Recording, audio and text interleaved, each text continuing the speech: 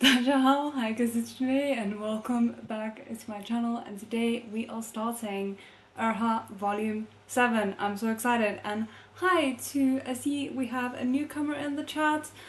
I am... Oh, okay, so I said I'm excited and I am, but I'm also absolutely terrified because we know that Meat Bum loves to torture us. And I just came off of reading a very happy, kind of like chill novel, or at least volume 2 of a very happy, chill novel. So we'll see how this goes. I have to like give you guys a little bit of a heads up that probably I'm gonna be struggling with the names again because it feels like forever since I last read ErHa, and I I am trying to do like a reread, but I'm only on volume 2, so we'll see how this goes. Um, so, sorry, hi. There's so many people here today. I'm a little bit flustered. Okay, so, quickly before we do get started, recap. I am obviously up to volume 6. We're starting volume 7 today. The links for up until volume 9 are available if you want to go check them out by whatever supports the original artist, as we say. And yeah, I do make commission off of that. Just it says it there as well, but just want to clear that. And then what I did want to quickly mention as well, because as I said, I've started trying to reread ErHa, and I do have some new like thoughts and theories regarding that. Just a little bit, you know, the theories will hopefully become a little bit more fully formed as I reread all of the volumes and not just volume 1 and 2. But I had clean forgotten that we got the dragon, I think it was the dragon, mentioning to Moran that he had deep soul imprints of both Chuaning and Shimei in on his soul, and that makes me think maybe that's why Chuaning is remembering bits and pieces of his like the past timeline in his dreams, and that makes me wonder if that is why Shimei has been acting so weird, or had been acting so weird, was because he was also experiencing flashbacks to that timeline.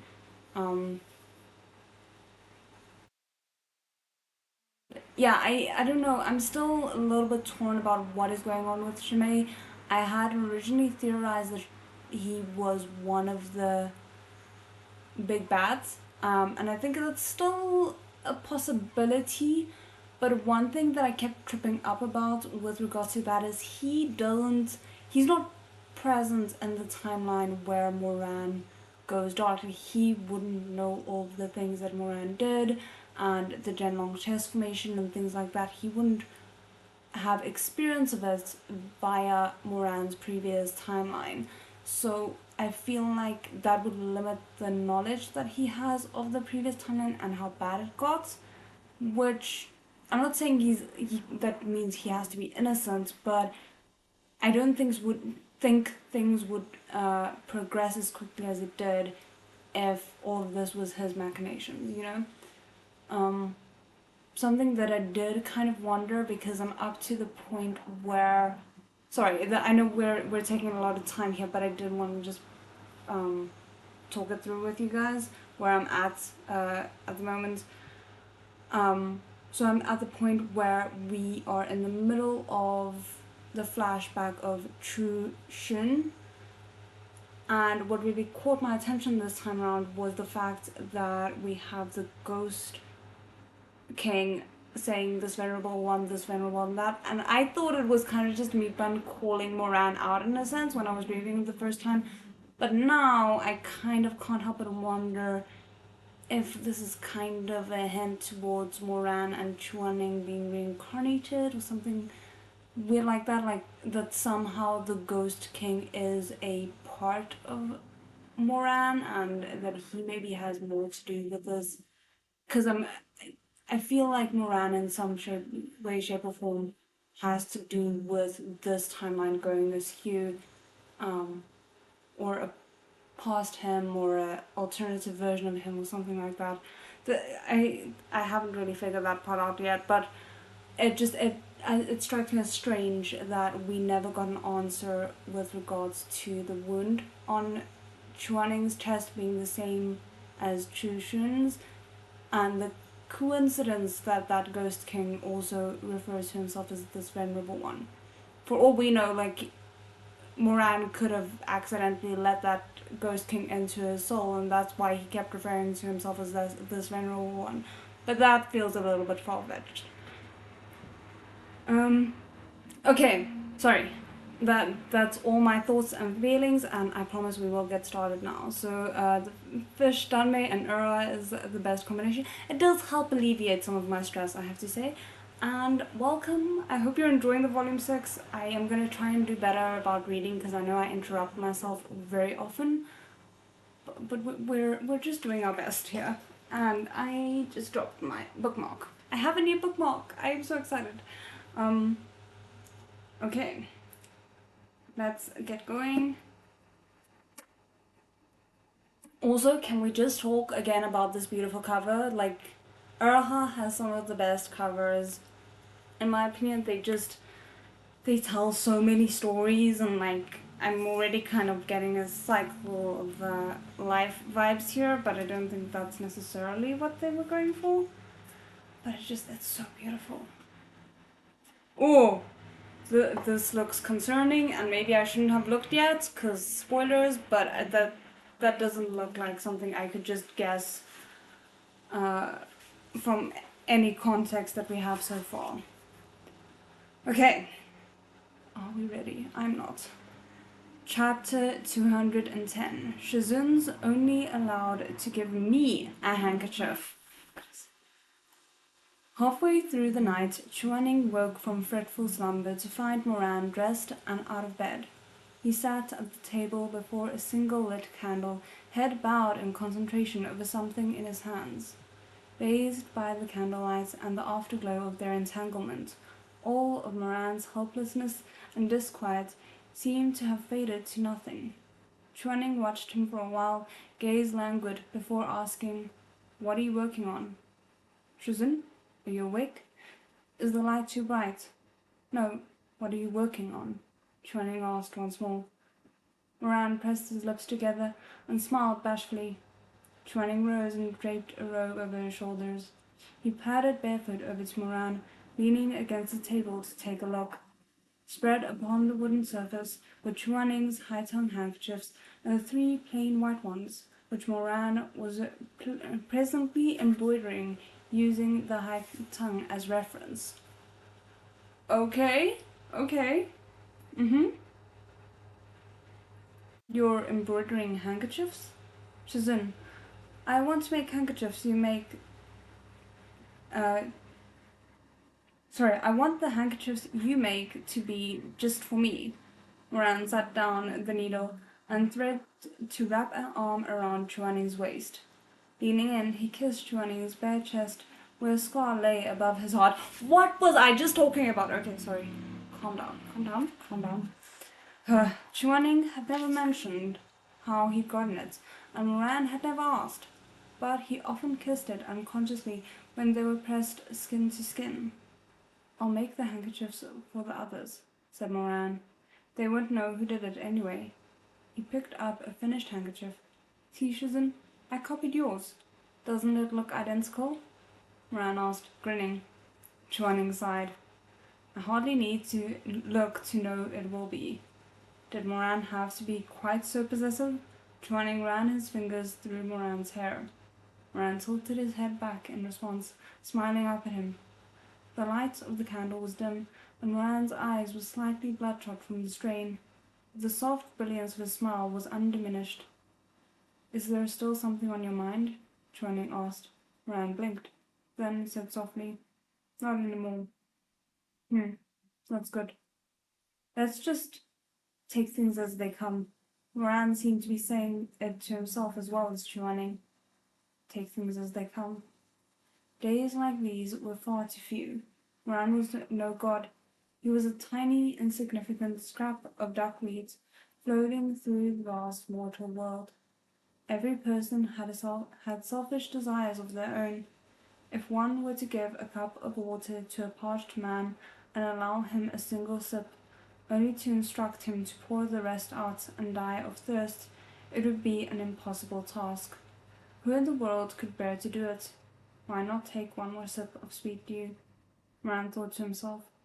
If he were sent back to purgatory after today, at least he'd have this comfort, a reservoir of crystalline memories to soothe a lifetime of droughts. Ooh. Damn, okay, that's quite intense. I guess the only good thing here is that it's not just Moran going into this blind because of Moran's different behavior in this lifetime. It's also influencing the other side's events, and they can't always predict what's going to be coming. I guess that's good. The next morning, all the travellers assembled outside Taobao Estate to set off for Mount Jao. Master Ma had directed his people to ready a hardy steed for each cultivator, and hanging from the pommel of every black and golden saddle was a Chen Kun pouch embroidered with the motif of a black cat. From atop his horse, Shimeng took one glance at the pouch and wrinkled his nose, nauseated. He didn't expect to hear a soft chuckle from nearby. Ma Shuangju's taste is really something. The cat's head logo on the Chen Kun pouch is one thing, but the red Ma stitched onto the back? How quaint! Oh, why does that sound like such an insult? My goodness.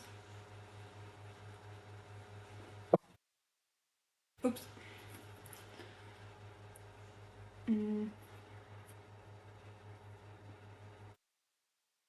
Shimeng turned his head to see Mei Hanxue astride a tall white horse, toying with the Chen Kun pouch in his hand. He glanced up at Shimeng, a touch of mirth in those eyes like pale jade. The teardrop ornament at his brow shimmered with a gentle light, painting a mesmerizing picture. Shimeng rolled his eyes. Sleazeball.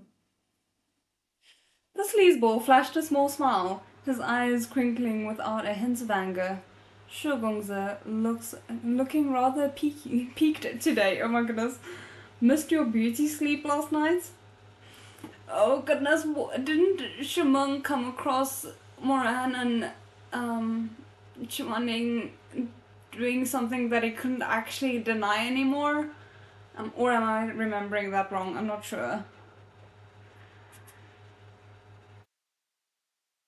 Undeterred by Shumeng's silence, Mei Hanxue continued, "You have dark circles under your eyes, and an inauspicious shadow between your brows.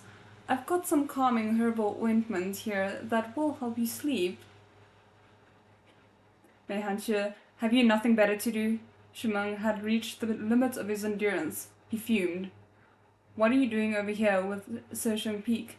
Did Tashio Palace kick you out?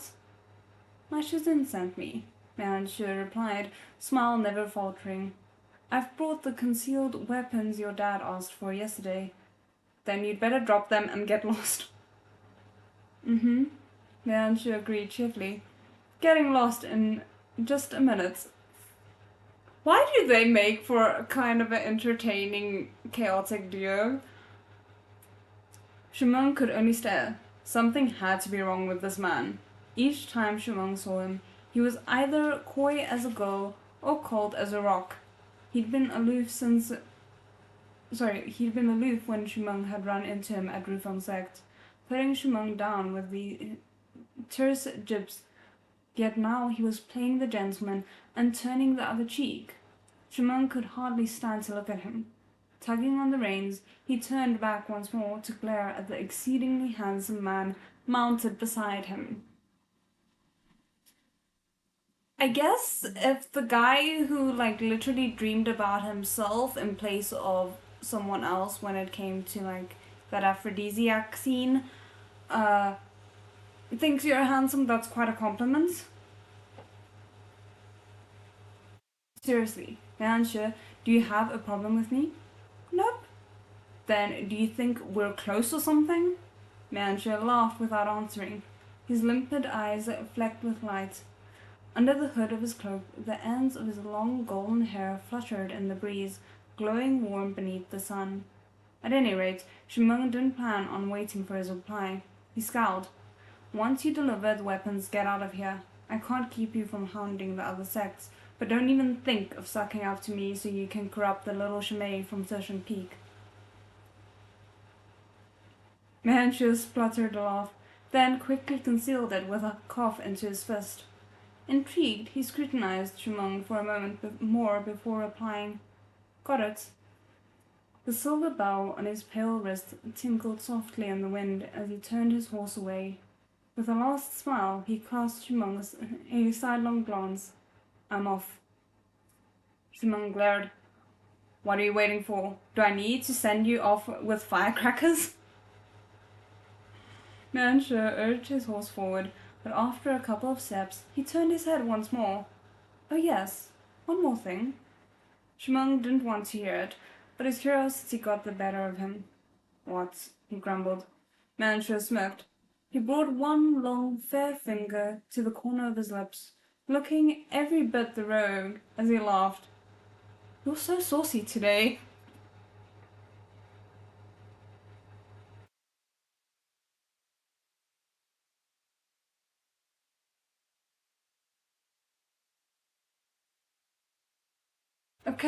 Okay, yeah, okay, never mind. Shmung's face went an alarming shade of green. You... Overcome with disgust, he sputtered without managing a single word more.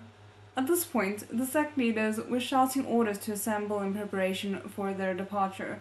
Manchu grinned and waved for Shimeng as he dug his waved to Shimeng as he dug his heels into his mount and rode off. By the time Moran brought his horse up next to Shimeng, their visitor had vanished into the crowd. All he saw was Shimeng in a state of such fury, he was clutching his chest and gagging. Our drama king. My goodness.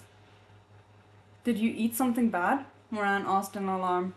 Ugh, don't talk to me right now. I got served a steaming pile of crap first thing in the morning. Fasting does make you hungry, but surely not so hungry you'd eat a pile of crap. These two. There's no helping them at all. Honestly, Manchu is kind of a vibe, bickering old couple energy. Yes, to both. Totally agree.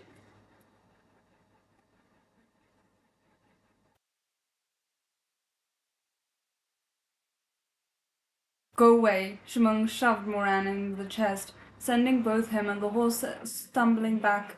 He looked angry enough to ascend as he roared, red-faced, into the distance. You're the saucy one! That's not the best comeback, but okay. After this final kerfuffle, the crowd of thousands mounted their horses and departed Gu Mountain to begin their journey toward Mount Jao. Such a sight was rare. Most cultivators traveled by sword, which allowed even large groups to traverse long distances in no time at all. It was unusual for so many cultivators to set out together on horseback. A good portion of their party had never undertaken such a long ride before, and complaints began to arise from the group after the first day.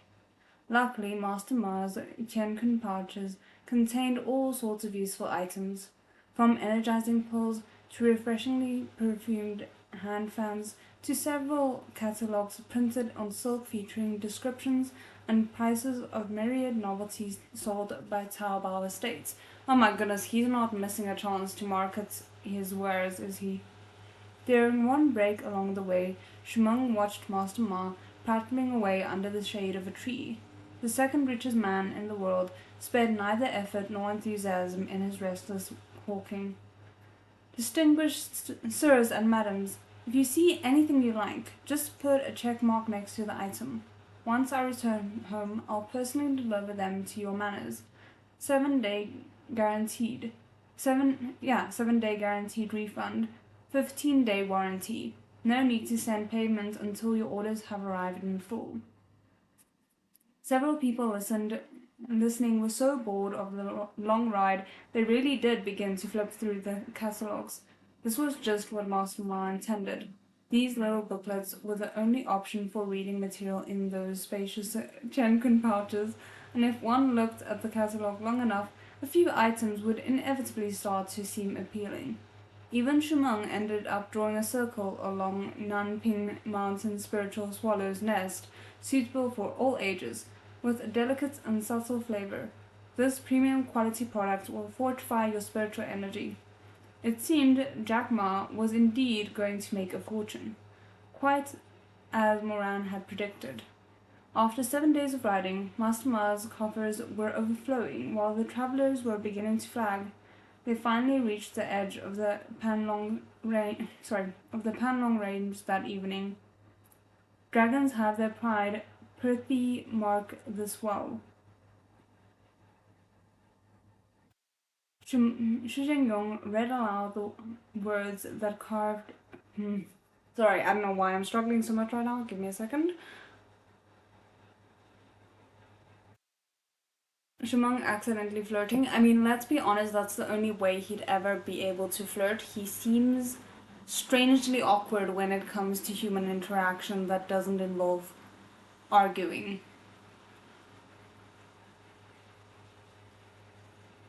Okay, let's try this again. Shi Zhengyong read aloud the words carved into the massive boulder at the path's entrance. He turned to Nangong Si. Young Master Nangong Gongzi, what does this mean? It means we must proceed on foot from this point on. Nangong Si replied. Also, no one may use any obscene language until we open the barrier on Mount Jao.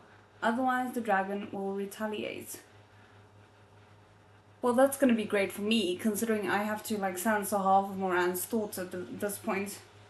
The sect leaders wasted no time relaying Nangong Si's grave warning to their subordinates. Each sect had their own method of transmitting messages. The leader of Tasha Palace blew into a jade flute that she drew from her sash, while Master Shen Jing rang a silver bell. Jiang Shi didn't move a muscle. Instead, it was Hua Binnan who waved a hand and summoned a dark cloud from his sleeve. Only upon closer examination did they see that this cloud was not smoke, but thousands of tiny insects that buzzed over the ear of every Gruyere disciple. The sight repulsed Shumeng. Hanlin the sage is such a weirdo, he remarked. You think he's covered in bugs? A thought occurred to him, and he turned to Shimei. Wait, didn't you study on Rainbow Isle? Hua Binan didn't rub off on you or anything, did he? You'd better not whip out a swarm of bugs too. I swear I couldn't take it. Shimei turned and smiled after a beat. The young master needn't worry. Sushin Peak also needed to pass on Nangong's message. The other sects had their impressive specialized techniques, but Shu Zhengyong simply cast a voice amplifying spell on himself and shouted. We love him so much. Once we enter the mountains, don't cuss or swear. If you can't control yourself, place a silencing curse on yourself before we go in. Everybody got that? I love him. I love him so much. My word. But also, let's just not put Mei Hanxue anywhere near Shumeng during this entire thing, because otherwise cursing is bound to occur. His booming voice rang between the peaks, resounding deep into the forest and high into the clouds. The insistent echo of his words, "Everybody got that? Body got that? Got that?" left the crowd of cultivators dumbfounded. Now we have to worry about his amplifying spell accidentally alerting someone. Chapter 211. Shizun, let's climb Mount Jao. Oh my goodness. The first day after entering the mountain range passed without incident, But on the second night, while everyone was meditating or resting, a mishap occurred. One of the cultivators went into the forest in the middle of the night to relieve himself. As he was emptying his bladder, he felt an itch on his leg and looked down to see an enormous mosquito perched on his thigh, swollen with blood. He crushed the mosquito with a quick slap, then added out of habit. I am not gonna read that because I don't curse, but basically, just a lot of curse words, bloodsucker. Ominous rustling rose from the mountain, from the forest around him. Panicking, the cultivator abruptly remembered Nangong's warning. Without even bending or pulling up his pants, he broke into a sprint, screaming at the top of his lungs, "Help, Shizun, help me!" I can't believe he was undone by a mosquito. And why does that sound so realistic as well?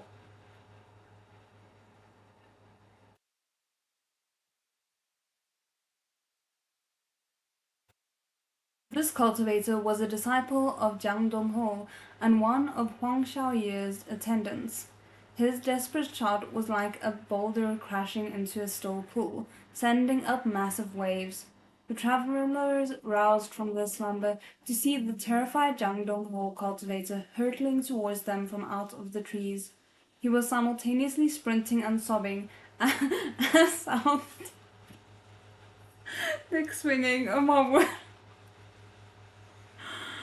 At his heels hissed a horde of at least 100 black snakes, several already wrapped around his ankles. Great!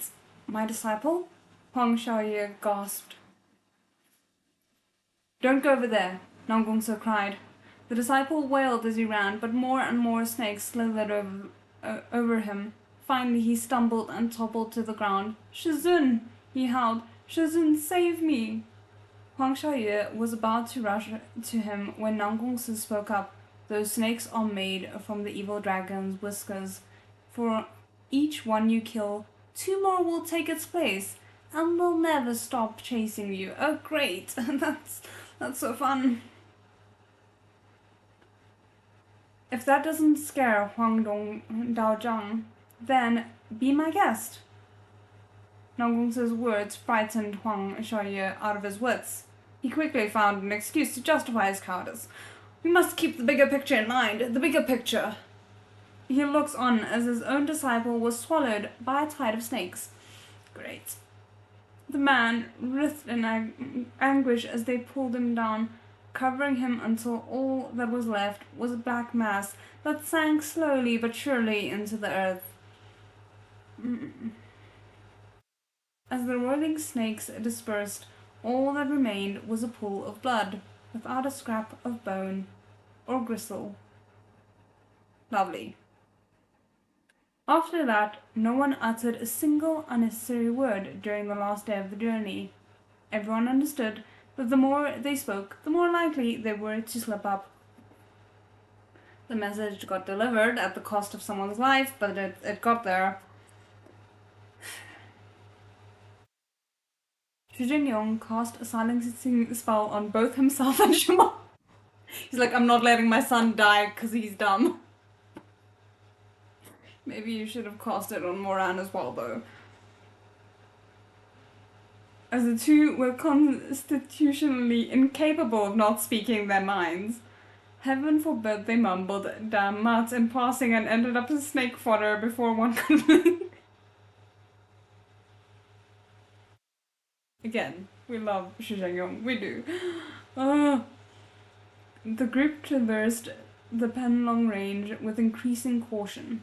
Late at night on the 3rd day, they finally arrived at the base of Mount Jao, Rufeng sect's hero's tomb. Mount Jao's barrier was different from Mount Huang's. The Jao dragon abhorred deception, and thus its barrier had no masking spells. The travelers could see the mountain clear beyond it. Looking up, Jiang Shi asked, "So this is where Rufeng sect buries its warriors?" Nangong's features were silvered with moonlight. "It is," he replied after a beat. Mount Jao had once been a demonic dragon. Rufeng sect's founding leader had defeated the creature and formed a blood pact with it. after which it had transformed into a great mountain to guard centuries' worth of Rufang sect heroes and treasures, as well as its ancestral temples and memorial halls. Nangong had come to this mountain with his father every winter solstice to sweep the tombs and pay respect to his ancestors for as long as he could remember. Each time he'd look up at the endless white marble steps winding to the peak, the path lined with members of the Shadow God. The green robes fluttered in the breeze, and they saluted the sect's young master. His ears would ring faintly with the calls of the kneeling crowd as he made his way to the top. There, at the highest ancestral temple, he would meet his father, already preparing the sacrificial rites. Nangong Gongzi, now's not the time to mope, a voice interjected. The battle's right around the corner.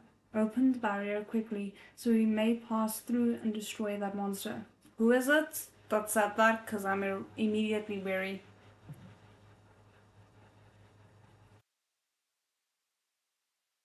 What a fun place I'd be done for.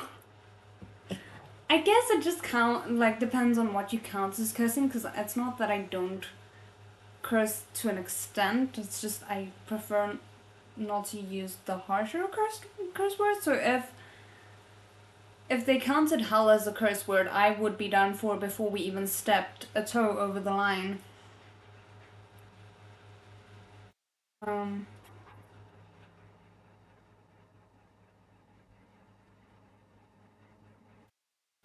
Nangong looked over his shoulder and found the speaker was none other than Huang Shaoye.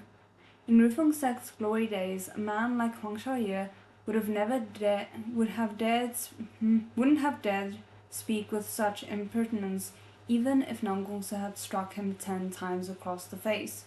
But now Huang Shaoye had no qualms running his mouth in sight of Nangong's ancestral tomb. Nangong swallowed down his anger, gritting his teeth so hard his molars began to ache.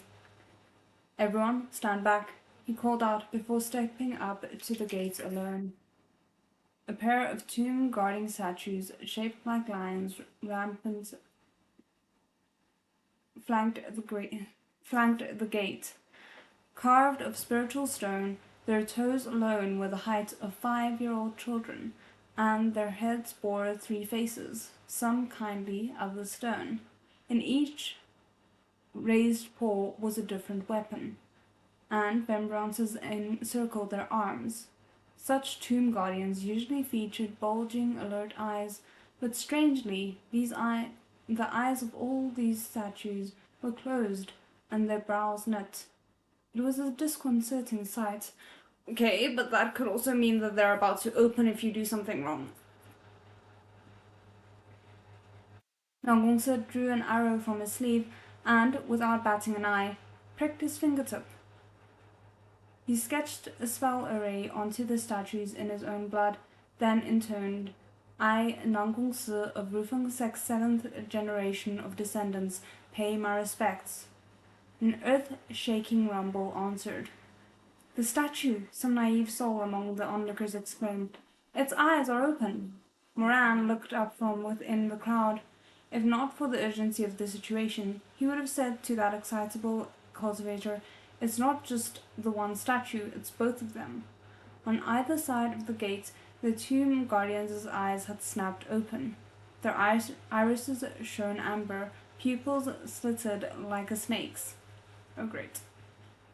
Nangong, the left statue spoke, its voice a deep drone.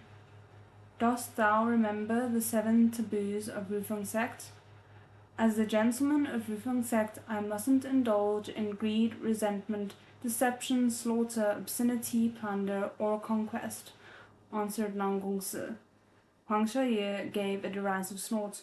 "Doesn't that sound lovely?" Okay, I'm assuming it means within the barrier, which is too bad, because otherwise the people we are after would not have been able to come in to begin with.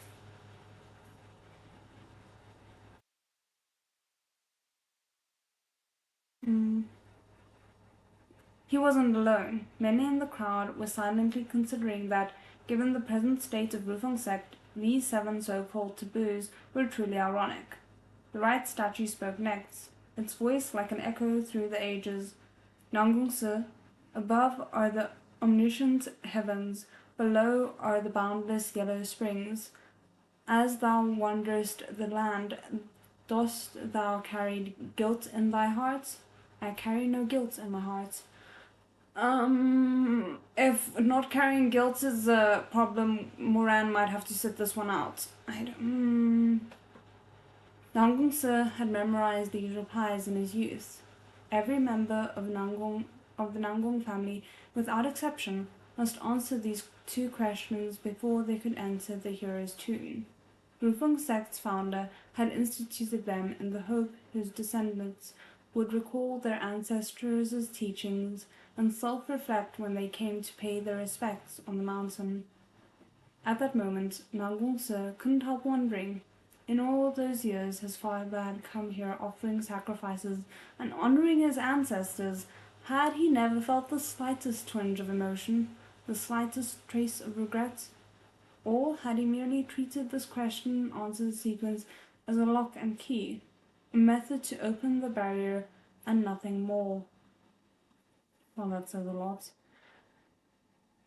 In front of him, the barrier dissolved. The 2 lions rumbled to life, each bending a knee in a sluggish genuflection. I've never heard that word. We humbly invite our master to pass. Nangong Se stood for a moment, facing away from the crowd. No one, not even Yuang Shi, could see his expression. Now Bai Jin whimpered plaintively from his cover, clinging to the mouth with snow-white paws. I am stressed. Let's go, Nangong Se said at last, and stepped over the boundary of Mount Jao. Shi Jingyong lifted his silencing spell. Do we still have to mind our language here? There's no need, replied Nangong Se. That only applies to the Panlong range. It's meant to keep out any who wish harm on Rufeng sect. By this point, the Zhao has determined that those climbing the mountain aren't enemies, so it no longer matters what you say.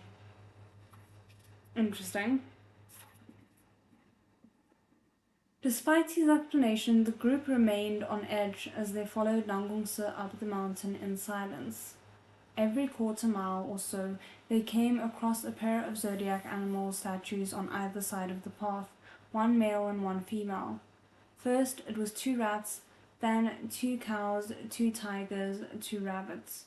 Halfway up, where the grade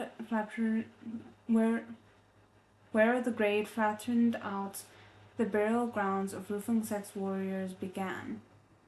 Their graves were arranged in ascending order according to merits accumulated in life. This first area held the lowest ranking graves. An 8-foot-tall stele of radiant white jade stood before them. The words "faithful souls" carved at the top and countless names recorded beneath. I heard all the servants of the Nangong family are buried here, Shimeng whispered to Moran. Thousands of them, if not more. He wasn't wrong. The slope was dotted with graves as far as the eye could see. If all these thousands of servants are reanimated, what will we do? Shimei asked anxiously. I don't even want to think about that at this point. I honestly, no. The Nangong family's servants are all capable. They'd put up a good fight. Shimon clapped a hand over Shimei's mouth. Shh. Are you crazy? Quick, take it back. Don't jinx us. It's late for that, Moran said gloomily. Hey, where are you going, you damn mutt? See, like, this is why they had the silencing spell on them. Moran didn't answer. Taking swift strides, he broke from the crowd and approached one of the gravestones. He dropped to one knee and carefully looked it over. Rufeng sect's hero's tomb was no ordinary graveyard. There were no burial mounds. The coffins were carved from translucent jade and resembled thick blocks of ice. Only the bottoms were buried in the earth, while the upper halves remained visible, above ground. The burial grounds resembled nothing so much as a row of ornamental jade belts glimmering in the moonlight. The sort of icy jade was of the same sort as the coffins Shizun Peak used in Frost Sky Hall. It prevented bodies from decaying, preserving them as they were in life. Of course it did, because it would have been so much easier to fight a bunch of bones, and we can't have that. Like,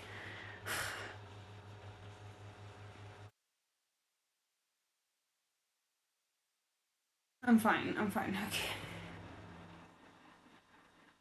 Moran lowered his head and carefully examined the coffin before him. No burial ground were kept fastidiously clean, and there was a thick layer of dust on the coffin. Through it, Moran could make out the blurry outlines of the corpse's face. Although the features were muddled, based on the corpse's figure, it looked to be a woman. Moran tore his gaze away from her and looked over the outside of the coffin once more. Something about it unsettled him, but what, he couldn't say. He glanced around. No one was watching. He pressed a palm to the coffin, closed his eyes, and probed the flow of spiritual energy. His hands spasmed. Moran's eyes flew open, his face pale. Dark energy was present in this coffin, but only faintly. There was no trace of Genlong Chess. Had he been mistaken? Moran, Shimon called, already some distance away as he followed the crowd. Just a moment, Moran muttered under his breath. He ran slender fingers over the coffin surface and wiped away the accumulated dust, hoping to get a better look at the woman's face without opening the coffin. But as he worked, something in the corner of his eye made him stop in his tracks. He realized what was off. It was the dust itself. Oh great, so now we have to worry about a bunch of dust? There was something wrong with the way the dust lay on this coffin. Aside from the area he had just cleaned, there was dust missing somewhere else. 4 short streaks of different lengths marked this side of the coffin. After a brief hesitation, he reached over to investigate. 4 streaks, precisely where someone's forefingers would land if they'd disturbed the dust climbing out.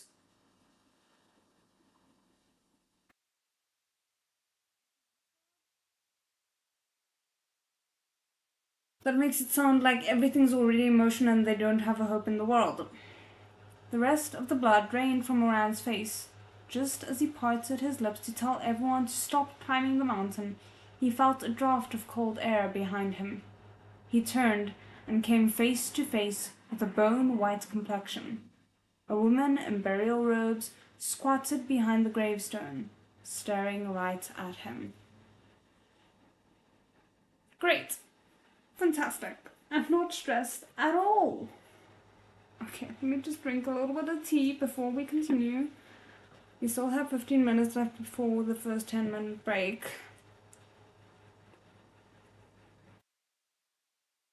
Have been a bunch of floppy, barely held together zombies, huh? No.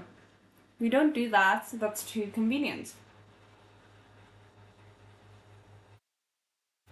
Okay.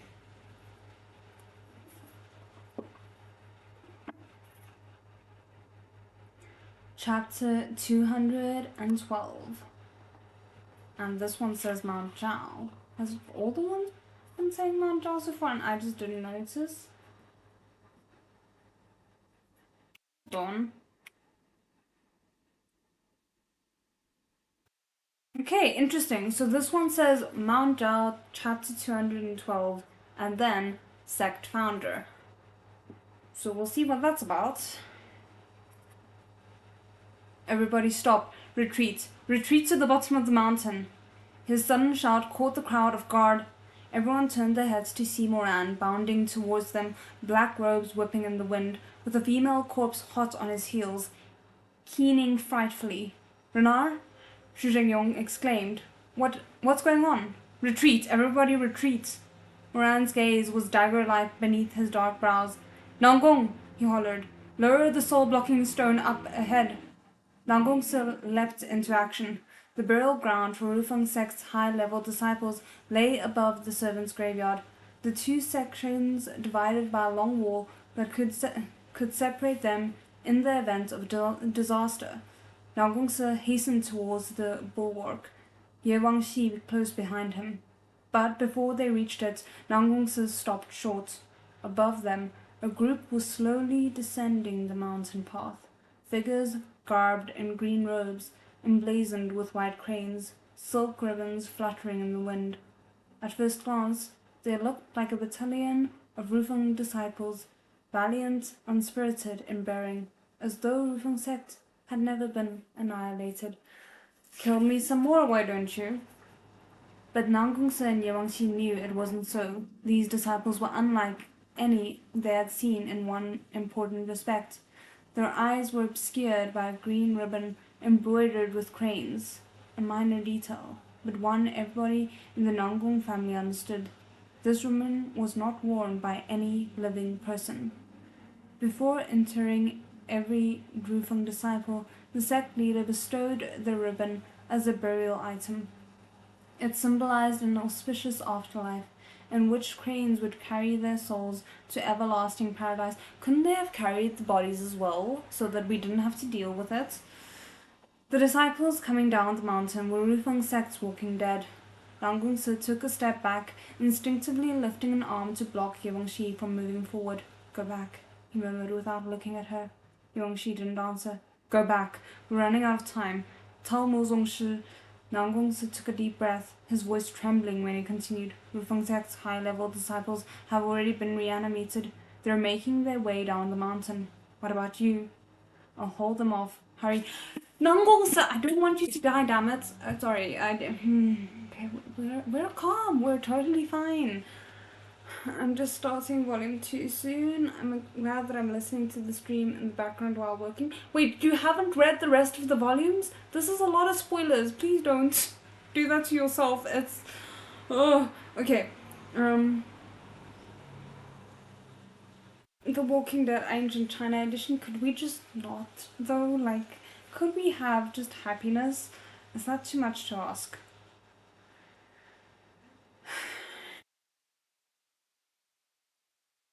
Okay. Nangong turned his face a fraction.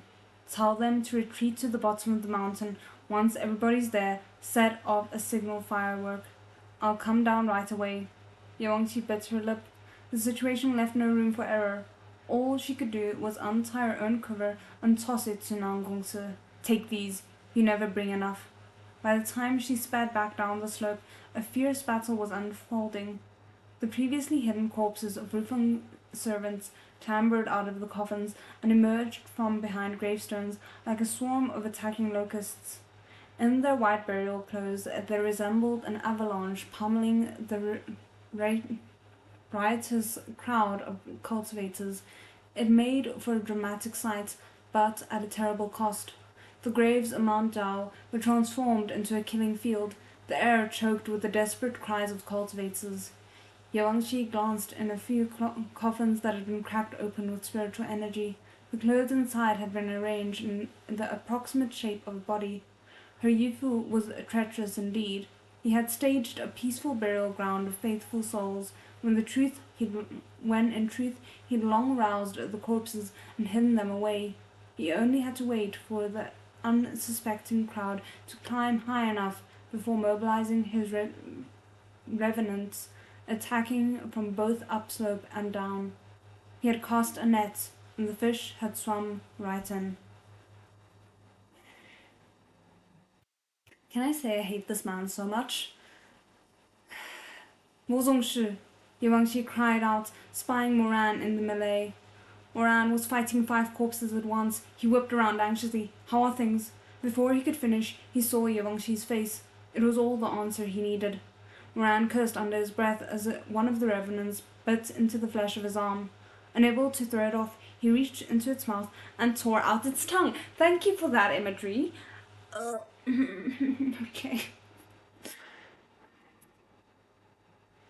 Black blood fountained into the air, and the corpse let out a strangled yelp as it was forced to loosen its jaw.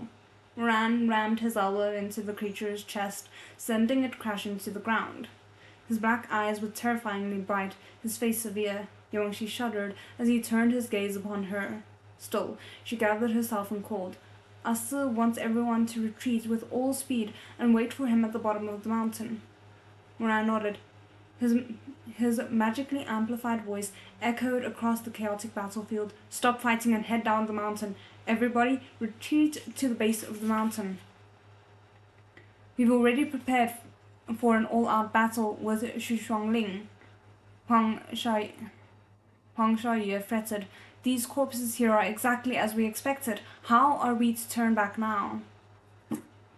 "'Cause we want to live to fight another day, sir."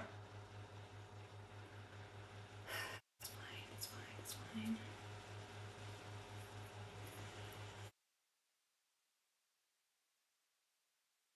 Just as birds would die for food, so men would die for riches. If Huang Shaoye wanted to make a sprint for the mountain top just to get his hands on the treasures in Rufengsek's ancestral temple a little sooner, that was the old geezer's prerogative. Moran ignored him, raising his voice to repeat, "Everyone, head down the mountain if you don't want to die. Immediately. Go now." The reverend servants weren't all that strong, but they were certainly more capable than the helpless commoners on Mount Huang and terrifying in their sheer numbers. They surged up without pause, heedless of pain or injury.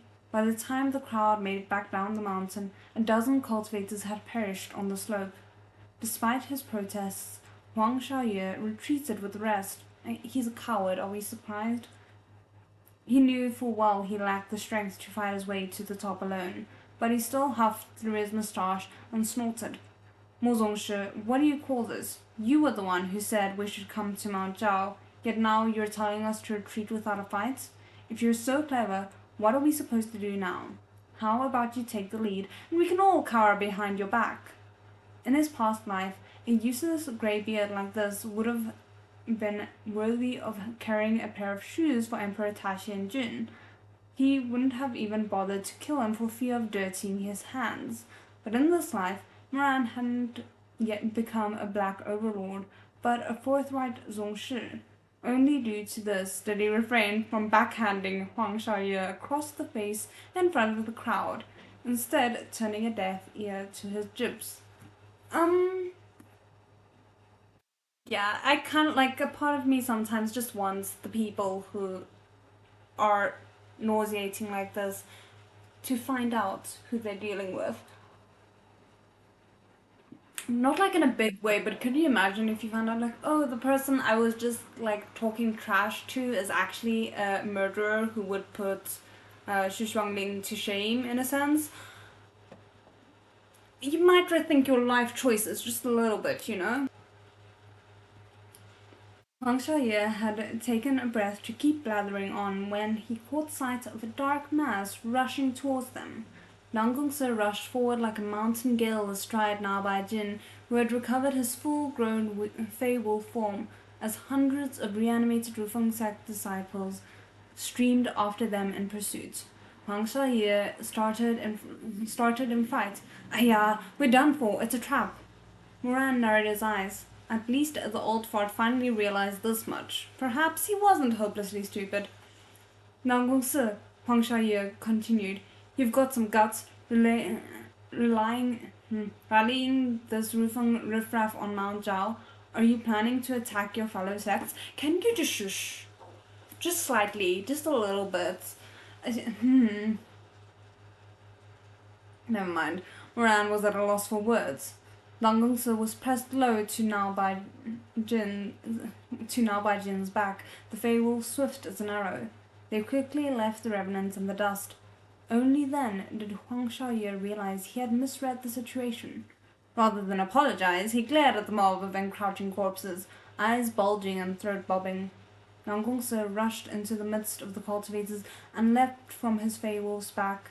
He thrust the extra cooler into Ye Wangxi's hands. There are still some arrows left, he panted.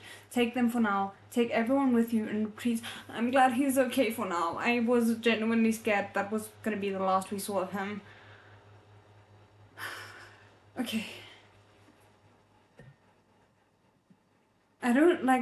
I closed the book and then I just saw at the back cover the top says Points of No Retreat, which is the best thing to read when you're fearing for all the characters' lives.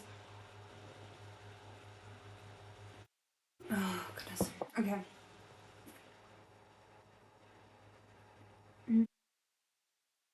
Yewangshi had relaxed at his first words, only to grow tense again with his last. Her head snapped up to stare at him. What are you going to do? Don't worry. As they spoke, Huang Shaoye watched the crowd of powerful Rufeng disciples draw ever closer, his palms growing clammy at the thought of battling these century-old warriors. He turned and snarked, Nangong sir, you shameless little person. Just like your father, why'd you lead these freaks right towards us? So we can slay your enemies for you? When Nangong sir remained silent, Huang Shaoye's anger compounded. Very well. I've seen through your schemes now, he said, voice quivering. You were afraid you couldn't make it to the top alone to claim the treasures your old man left behind, so you goaded the rest of us into climbing the Forsaken Mountain to fight the corpses for you. Nangong sir, your evil intentions are clear to everybody here.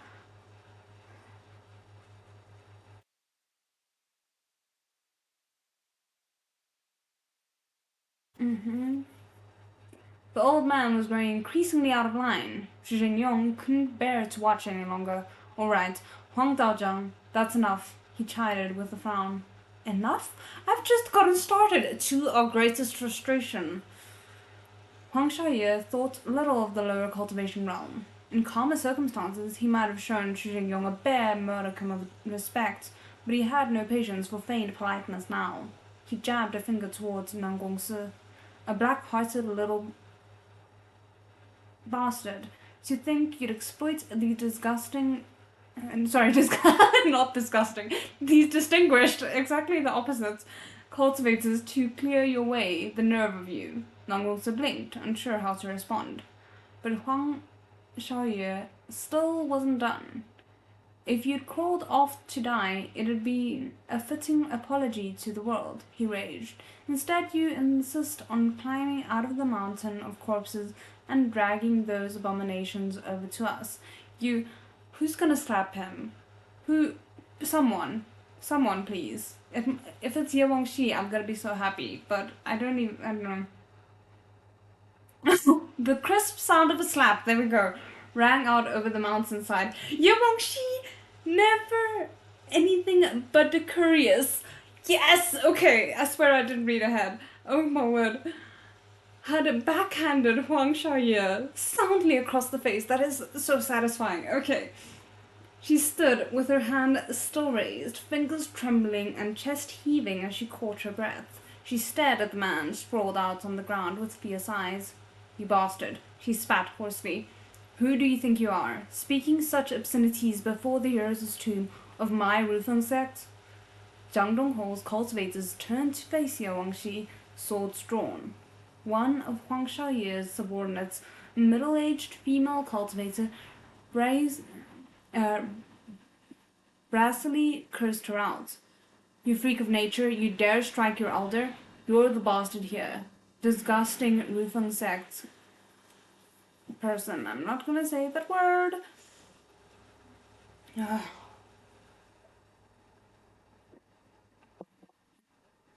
Oh, I can just say which. It's close enough. The woman rushed at Yewangshi. Moran had already started forward to intervene when he heard a whip crack across there. I was wondering where Chuaning was at. Wreathed in gold light, Chuaning stepped out from the crowd, holding Tianwen. His phoenix eyes narrowed in anger. Turning his back to Yewangshi, he faced the group of Jiang Dongho. I've said it before. He spoke each word deliberately, so the whole crowd could hear. Nangong Si is my disciple. If you refuse to defer to Tianyan Pavilion's investigation, you may come to me with your grievances. whether you intend to speak about justice or speak with your fists. In the ensuing silence he finished, I will happily answer in kind. The atmosphere drew taut as a bowstring. Jang Dong-ho found themselves at an impasse, unable to retreat or advance.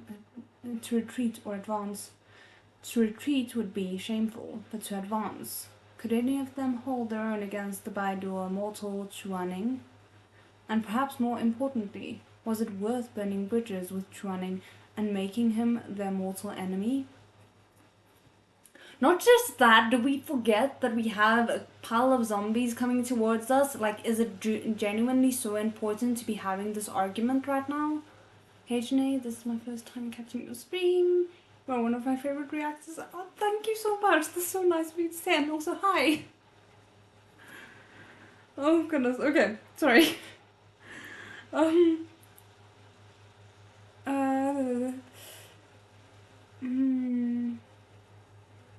I have not lost my place. Okay, sorry. Above them, the revenant horde was pressing closer. One observer finally lost their patience. Stop bickering. You can settle things when we get out of here. Focus. What do we do? Thank you. Another voice cried, do we fight? Yet another, should we face them head on? Why do we withdraw then? Between fighting them down here and fighting them on the mountain, what's the difference? Fair enough, Moran thought. What was the difference? Nangong Sir wouldn't have acted without intention. He was the last descendant of the Nangong bloodline and knew the mountain better than anyone. He must have good reason for sending them all to the bottom. Is he gonna, like, implode the mountain with a spell or something? Am I being too hopeful?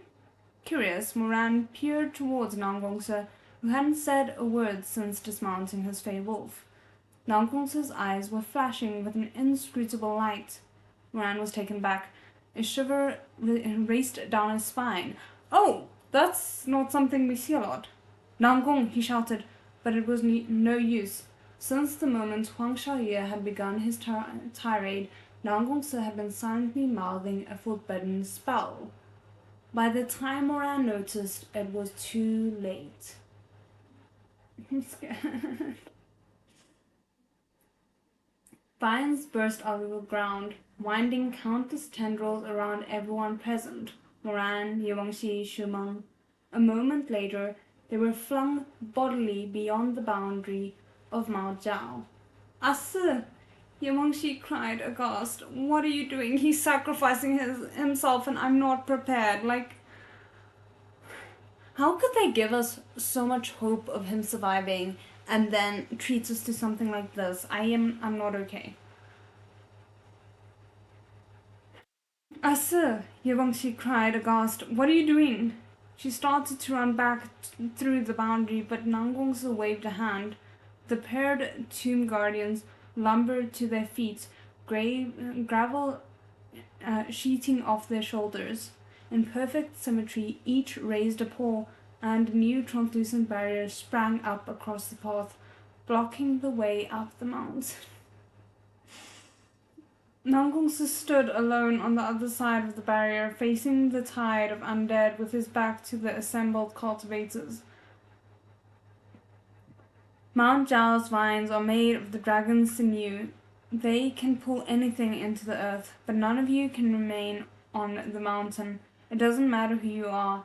If Nangong blood doesn't flow in your veins, the veins will bury you alive when I cast the spell. Yewangxi was frantic with grief and fury. Nangong Sir, have you forgotten you're just one person? She pounded on the barrier, powerless to do anything but shout. Nangong Sir! Just one person? Nangong Sir turned his face a fraction. Aren't you still with me?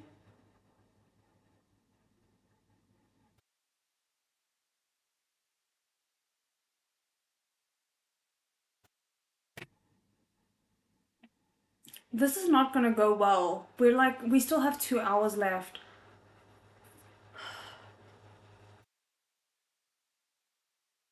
Yewangxi stared at him, dumbstruck, as though the thought had just occurred to him.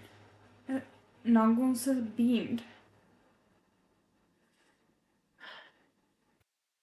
It was the first time such a brilliant smile had lit his features.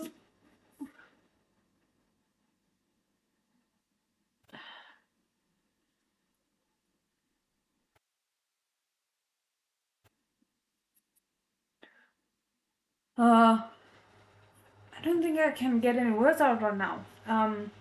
Since Rufang's egg burned. That fury, prideful smile brought a bygone vitality back to his face. His eyes dancing like spirited horses given their heads. Okay, we are, I just need a quick break. I was hoping we could finish this chapter, but at this point, okay, there's still a lot of pages left, and it is on the hour, and I am full of tears, so I'm gonna take my 10-minute break now, and then we will come back and attempt not to cry as much as we continue to read about Nangong's demise. Yay. I will see you guys in 10 minutes.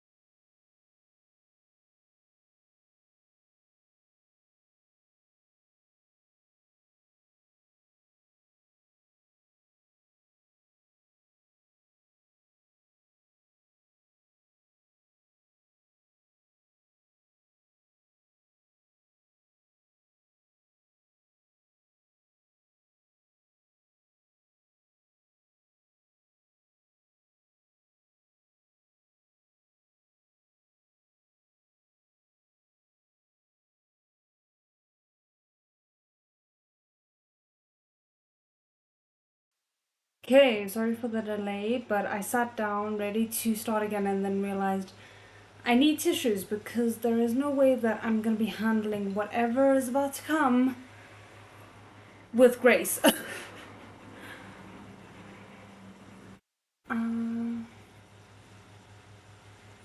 I love this Slice of Life series. It's so sweet and funny. It's not traumatizing at all. I don't know what you mean. Okay, we are back. Let me...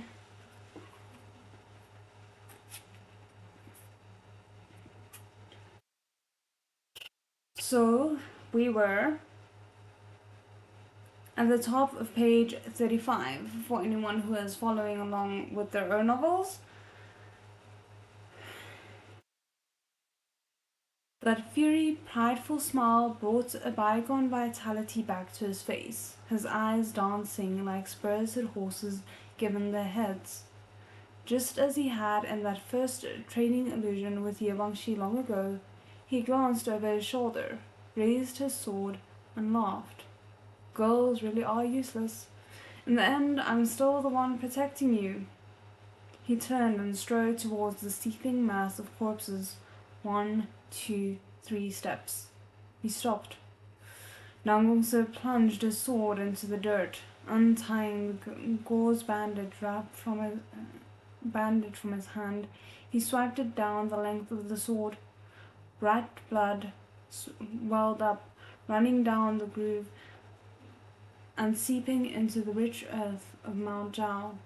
His eyes were cool and fearless, his gaze fixed steadily ahead. In the eyes of Moran,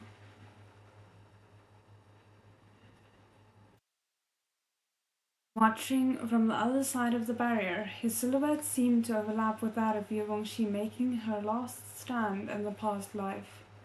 They merged, becoming one, figure indivisible. I offer my blood to the azure dragon for the use of your sinews, said Nangong. Come forth. Ipa needs to pay for therapy after the series. Oh, yeah. And for all the tissues I consume because of it.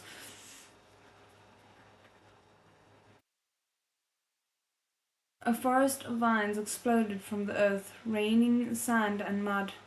Unlike those that had thrown the cultivators through the barrier, these were vivid scarlet and barren of leaves or tendrils, like thick blood vessels rising from the heart of the mountain. In an instant, they ensnared each and every Genlong chess-controlled corpse. Sweat beaded on Nangong's forehead, and the hand that rested on the sword shook slightly. Summoning thousands of vines sapped his spiritual energy at a rapid pace. Tendons strained as his wounds from Mount Huang burst open on the back of his hand, soaking the ground with blood. Face ashen, he gave the final command in a quivering voice. Bury them. This is giving me, and maybe it's just because I just listened to this, but it is definitely giving me Chushin flashbacks in the sense of Nangong giving up his life for these ungrateful cultivators who surrounded him until their last breath. And I can't afford to make myself cry anymore. My goodness. Thousands of vines began to drag the corpses into the ground, but the revenants weren't about to go without a fight. They thrashed against their bonds, howling and screaming. The dragon's sinew were animated with Nangong's spiritual energy. As the horde of undead fought him, Nangong was forced to funnel more energy into the vines and pour more blood onto the dirt. Unless he bolstered the strength of the vines, they couldn't pull the bodies underground. The revenants' ankles disappeared, then their calves, then their thighs. The teeming undead craned their necks and screeched. Spittle dribbled from their lips. Nangong panted for breath. They were buried up to their thighs, but only their thighs. He could feel his spiritual energy was nearly spent, but the corpses weren't yet buried. They still writhed furiously, trying to brace their hands on the ground. to pull free just a bit more. Their waists. They had to be buried to their waists at least. Only then could he let the cultivators through the barrier. Only then would the remnants be trapped long enough to give them the time they needed. At least, just a little bit more. His stores of spiritual energy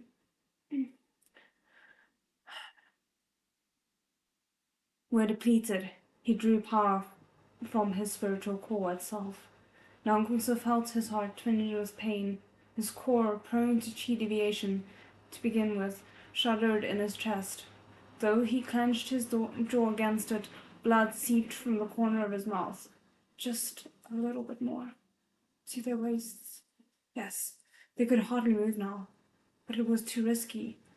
Dead, these cultivators were stronger than they were in life. They might still break free. Just a little bit more.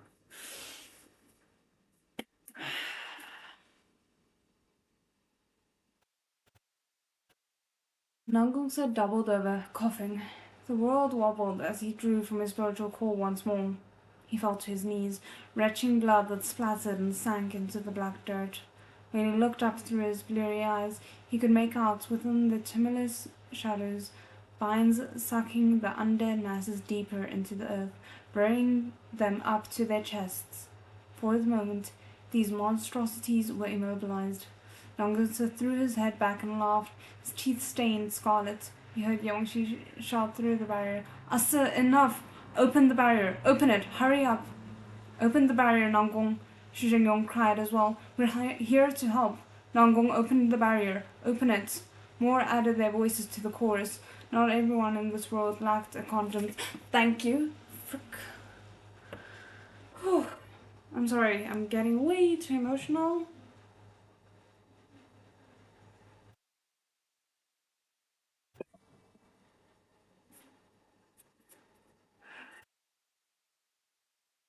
Nangong still laughed and laughed. Since Rufungsek's downfall, he had endured every indignity without once crying. Yet now, hot tears spilled down his cheeks. "I know, I'll open it," he mumbled hoarsely, words sticking in his throat. "I'll open it." He raised a trembling hand to dismiss the barrier, keeping the crowd from Mount Jao. But before he could complete the gesture, the ground juddered beneath his feet, vibrating faintly. Of course, we could not give Nangong a break. We could not. It's too easy that way, isn't it? Nangong froze. He looked up, disbelief etched into every line of his face. The vines he had commanded to pull the revenants down had begun to loosen.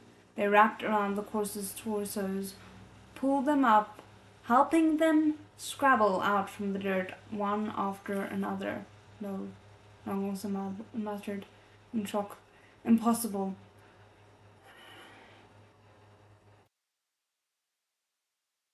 You know those people that you sometimes read about where you're like, death is not enough. You could not come up with a method of torture and pain that would be enough to satisfy how I feel about this person. Shushwangling is very quickly climbing up to an impossible height of that feeling within me. How could Mount Jao disobey its master's orders? Even if Shuangling had given an opposite command, the dragons knew shouldn't have heeded him. To the demon dragon's slumbering soul, all descendants of the Nangong family were equivalent. If two descendants gave contradictory orders, the mountain would remain neutral, lending its strength to neither, unless... Gooseflesh rose on Nangong's arms as a solution crossed his mind. The very idea made him tremble all over, and the pain in his heart seemed to multiply. Gasping for air, he slowly raised his head. He cast his gaze over the interminable white marble steps, over the dense throng of corpses, towards the top of the mountain. A tall, broad-shouldered man with solemn features was leisurely making his way down the steps. His exquisite robes were embroidered with a jewelness amidst the sun and moon, surrounded by billowing clouds. With every step he took, the silver and gold threaded brocade rippled like water under the moonlight. Why do I get, like, I'm just remembering the chapter title and I'm fearing that somehow the fact, okay, I'm not making sense, somehow Xu Shuanglin has embedded a Zhenlong chest formation into the original master of the mountain, the person who made the deal with the Azure Dragon to begin with, and that is, like, he is enough to take over any command, basically.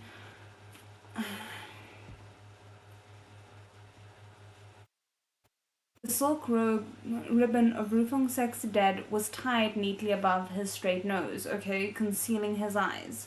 Yet the ribbon was black, not green, and embroidered not with the immortal cranes, but with a magnificent azure dragon, damn it.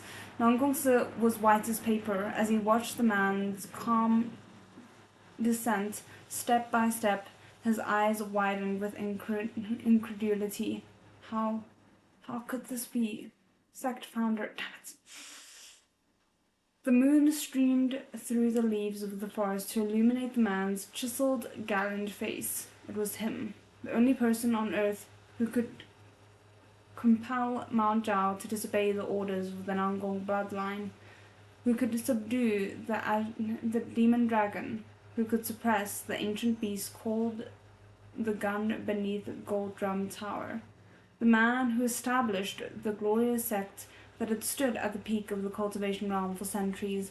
How do we come back from this? How do we survive? How are there still, I can't math right now, but three, four, if you include this one, 5 actually. How are there still so many volumes left? It just feels hopeless at this point, and we're not even...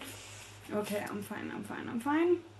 Hundreds of years ago, he was the world's foremost zongshi, the first in history to relinquish the chance to ascend and remain on the dusty earth to alleviate the suffering of mortals, the founding leader of Rufeng sect, Nangong Changying. Great. I am stressed.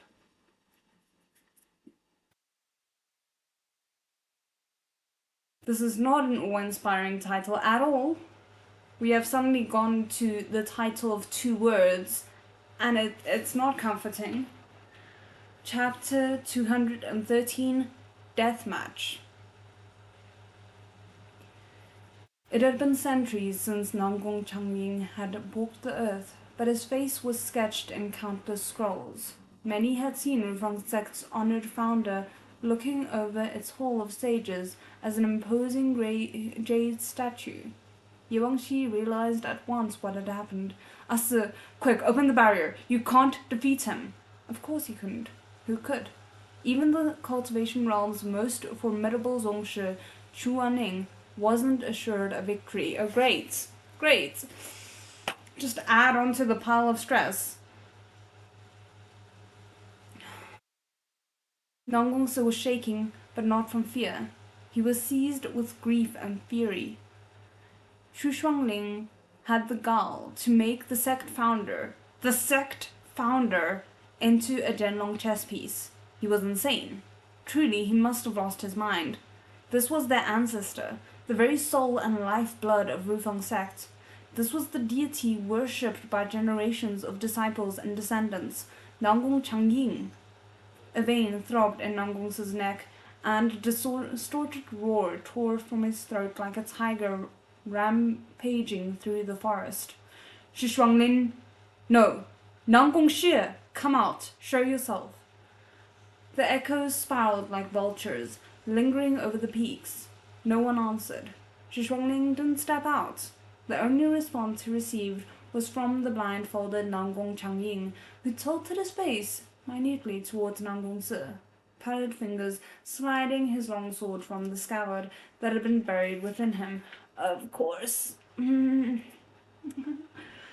I am very stressed, and I know I should make peace with the fact that probably Nangong is not going to survive this book, but I'm not happy about it, okay?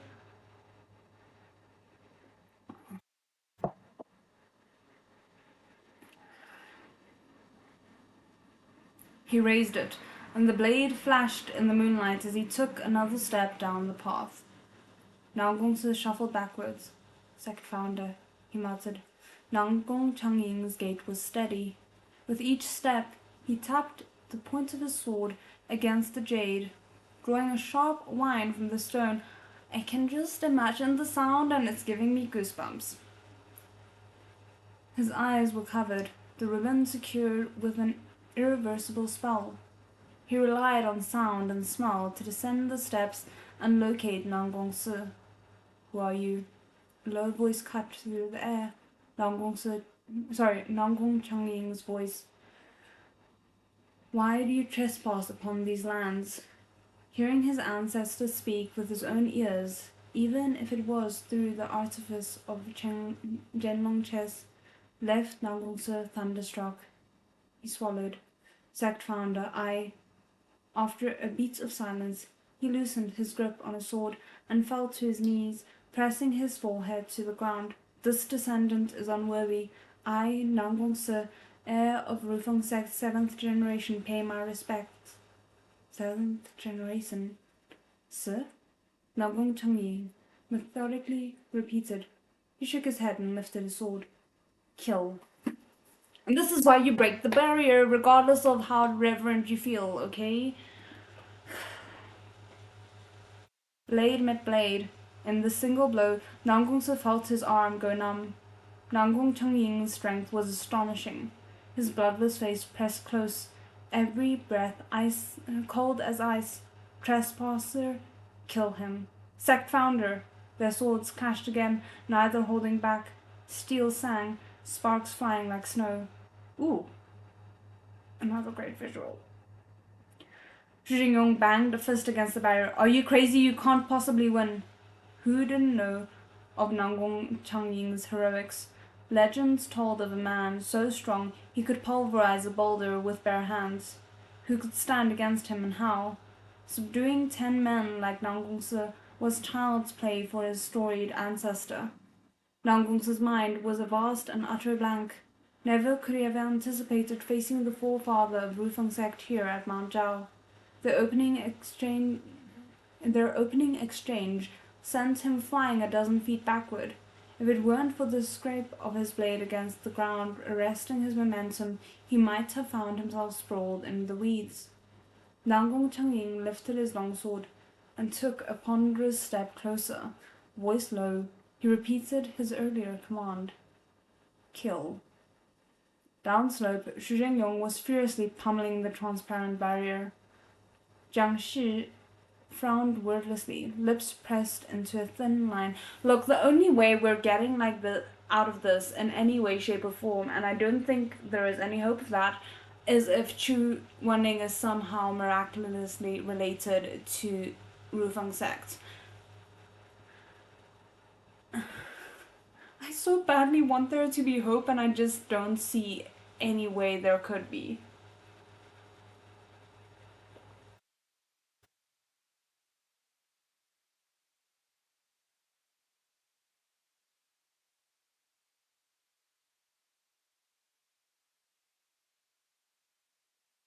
Jiang Shi frowned wordlessly, lips pressed into a thin line. Master Mao had opted to cover his eyes, letting slip feeble wails of distress from time to time. Wang Xiaoye, on the other hand, watched in apprehension, secretly grateful for his good luck. Thank goodness he hadn't captured Nangong Si earlier, he thought. If he'd tied him up and come to Mount Jao himself, he would be the one facing the founder of Rufeng Sect now. Would that not have been an absolute blessing? Only Chu Wanning fixated on Nangong Changying's movements. Something about this was very wrong. Who was Nangong Changying after all? This man had subdued 2 evil beasts, creatures of legend, one a demonic dragon, the other a monstrous fish. His astonishing spiritual strength spoke for itself. Nangong Changying's souls had long left his body. All that remained on the earth was an empty shell. Though there were many techniques he would no longer be able to use, his raw combat abilities should have been undiminished. But Nangong Changying's combat abilities were also near mythic. On an island not far from the Flying Flower Isle in the East Sea, there was a lake Rufeng sect had left as a show of might. It was not particularly large and devoid of interesting scenery. One could stroll around the pool in less than an hour. But everyone knew this lake had originally not been a body of water, but a small hill. When Nangong Changying had battled the gun, the colossal fish had taken refuge behind it. Nangong Changying had rained several dozen punches upon the hill in quick succession. Though it had risen 100 yards above its surroundings, his last blow fractured it, and it collapsed in on itself. Damn, okay. What remained was a crater that gradually filled with rainwater, creating the present-day lake. Chuaning didn't doubt Nangong's abilities, but if the stories were true, as soon as Nangong Changying and Nangong crossed blades, Nangong should have been sent flying 100 feet away, with no chance of getting back on his feet. Thank goodness for whatever Chuaning's about to puzzle out being the case, because I like seeing Nangong alive for as long as possible. This corpse was too suspicious. Like a snow-bright dagger, Chuaning's piercing gaze scraped over every inch of Nangong Changying's physique. After a moment, his eyes locked on Nangong Changying's sword arm. Realization bloomed like a firework going off in his mind. He knew what was wrong. On the other side of the barrier, Nangong braced himself on his sword hilt and struggled to his feet. He was just like the fey wolves he raised. He might admit defeat, but he'd never turn tail and flee. He swiped blood from his lips with the sleeve. As he readied himself to charge again, he heard a familiar voice. "Strike right! The meridians in his left arm have been severed. Chu Zongshi, don't get distracted." Thank you. I was thinking the same thing. From the other side of the barrier, Chuaning's brown eyes never strayed from the figure as they swept towards each other. Even if Nangong Changying's left arm were completely broken, you shouldn't let down your guard. At this, several of the nearby sect leaders followed Chuaning's gaze. Nangong Changying's left arm was indeed limp and feeble. Chu Zhengyong cried. Changying Jiangmen's meridians were severed after his death. Who did this? No one answered, but Ye Shi, familiar with the fact of Nangong Changying's life, was quick to put together what must have happened. Who did this? Who in the world would wish to sever the sect founder's meridians, and who would possibly be able to accomplish it? As they thought, Nangong stared into Nangong Changying's face. His features were identical to those of the jade statue in the Hall of Sages, as though Nangong Changying still walked upon this earth, as though he'd never known death. And if Nangong Changying were indeed still alive, if he weren't dead, if these past few centuries had been rendered inconsequential, then this was the chance for Nangong to test his mettle against the legendary sect founder. Was he about to put his descendant through a trial, to teach him a lesson? "Now, Bajin, come," Nangong cried, narrowing his focus once more. He vaulted onto the Fey Wolf's back. Eyes trained on Nangong Changying's left arm, he hurtled towards him at top speed. A childhood memory flashed before his eyes. He was standing in front of the jade statue in the Hall of Sages. Head cocked, he gazed up at the carven features of the sect founder. Totem always saw things with fresh eyes. He whipped around and pointed out to Rongyan. "Mom, they didn't make the statue right." "What do you mean?" Exquisite robes trailed behind her. Rongyan coughed quietly into a handkerchief. She came to Nangong's side and looked up at the statue's face. "It's wonderful, very stirring and naturalistic." "I don't get it." Rongyan sighed. She was impatient by nature and wished for nothing more than to cram 2 decades' worth of knowledge into her son's brain in 2 years. It means the statue looks just like a real person. Every detail is vivid. Haven't I taught you those words? Nangong pulled a face.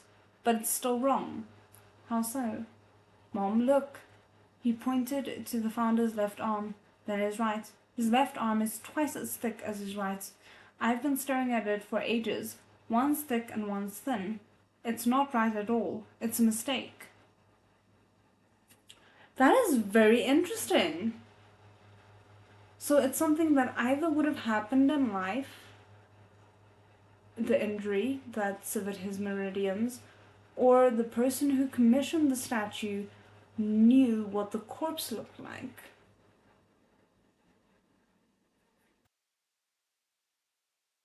Very, very strange.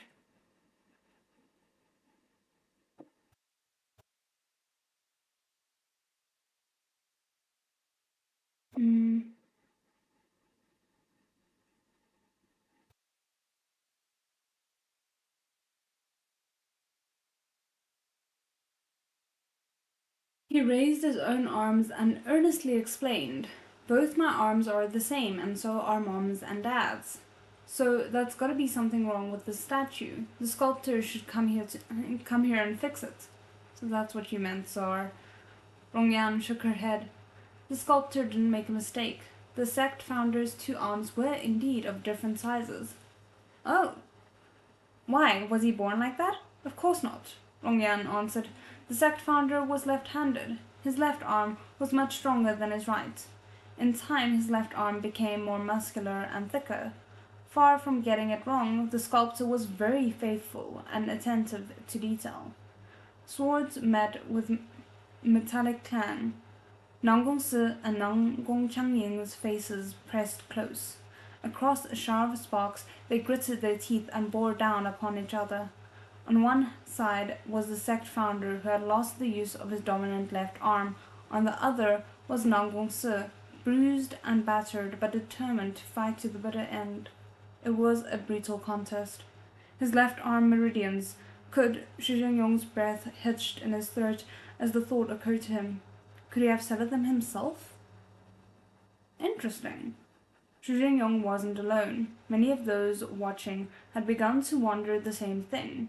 Wufeng sect's foremost disciples were all buried with that silk ribbon over their eyes, magically sealing their sight. Was it really in the name of turning their eyes to the heavens and letting cranes carry them in the afterlife? Had Nangong Changying anticipated the world might be unrecognizably changed after hundreds of years? Perhaps when he established Wufeng sect, he had already anticipated the day of its downfall. He had mandated each disciple's eyes be covered so no one could harness their power to bring harm to the mortal realm. None of the holy weapons Nangong Changying wielded in life rested in his coffin. Are we about to actually stand the very man that is attacking Nangong to an extent?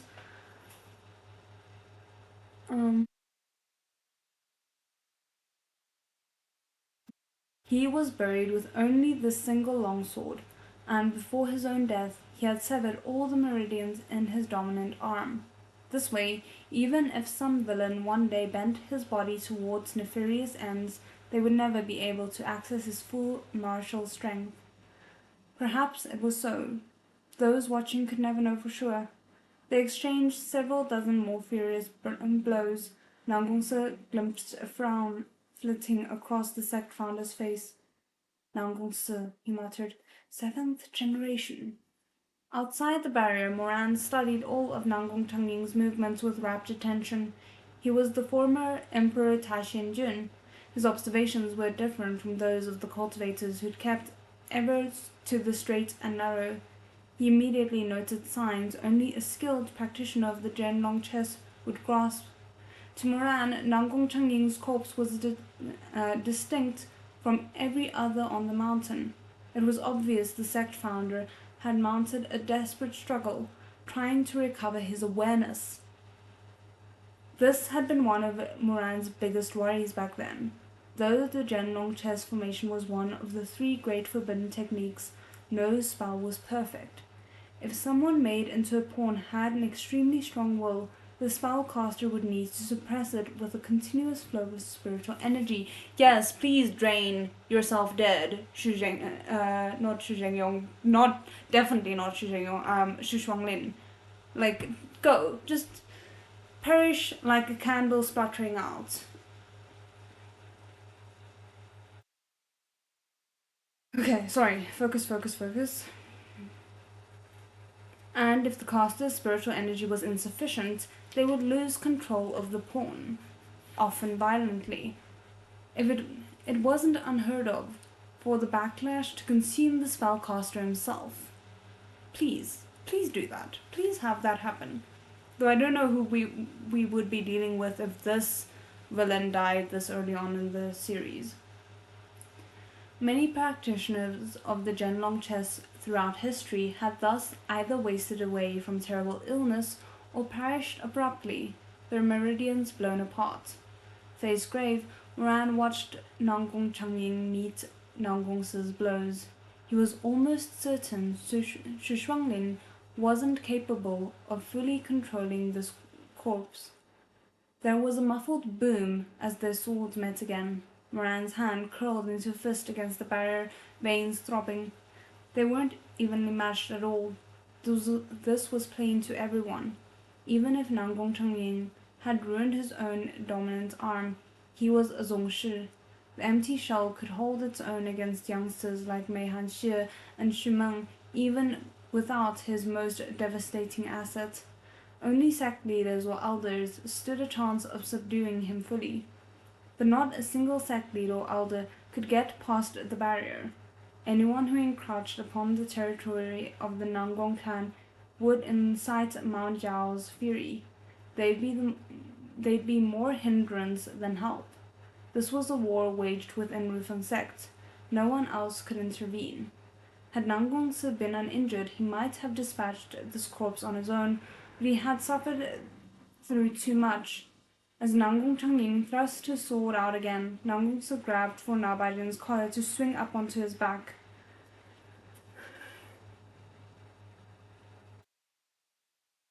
You can't kill Nangong and potentially kill his dog as well. Like, not his dog, his wolf, but like, I'm not gonna survive.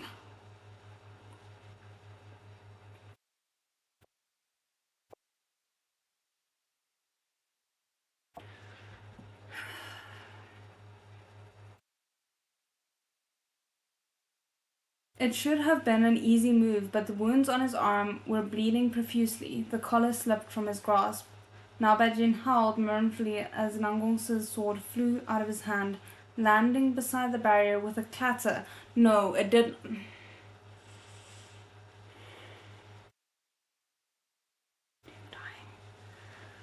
Okay.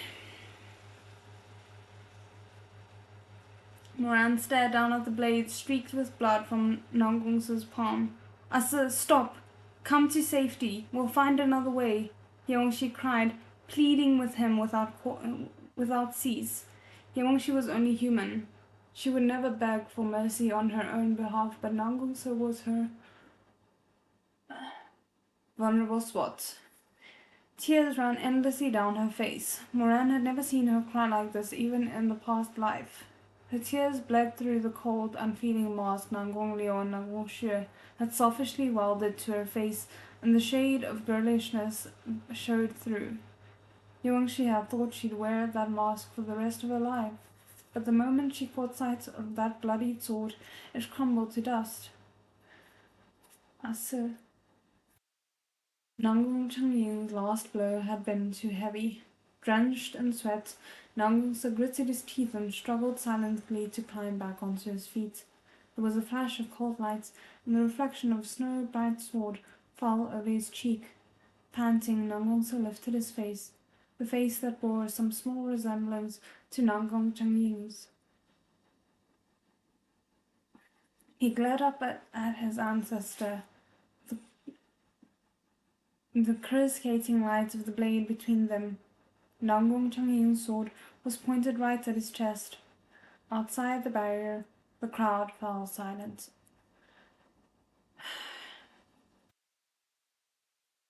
Yeah, I'm really not okay.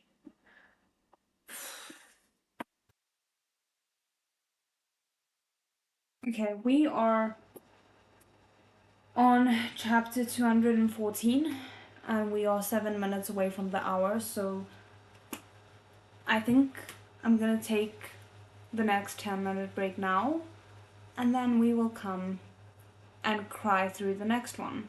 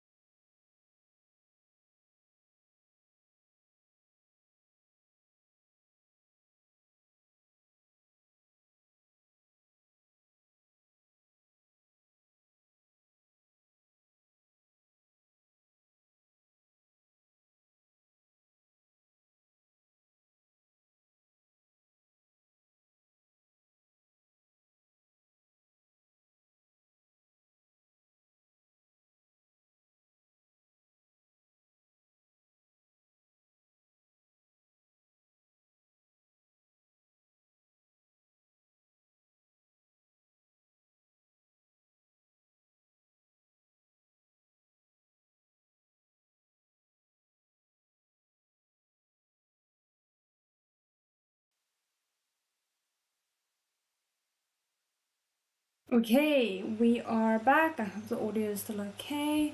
And one thing that I realized right as I was sitting down, I never thought to include trigger warnings to these streams or any of my streams because I never thought that people would be listening to my streams as their first time experience of the material that I'm reading. So I want to start doing that from next stream on. I actually wanted to do it from this stream on, and then I got completely like ADHD and just did not. So yeah, I need to look that up, but obviously considering what we have just experienced for the last 2 hours, that is something that people might need to just be aware of. I'm sorry if the warning came so late. I just, as I said, I'm not used to the idea of people actually listening to this without having already read things and kind of knowing what they are in for. So just fair warning, I don't know what to expect for this next hour, but it could get really grim. Meat Bun does not shy away from grimness, as we have very clearly seen up until this point. But yeah, okay, so we're back. We'll see how long I can hold out, because it's not going well. I hope you guys can still understand me through all the tears. We're trying. Okay. This title is not at all promising.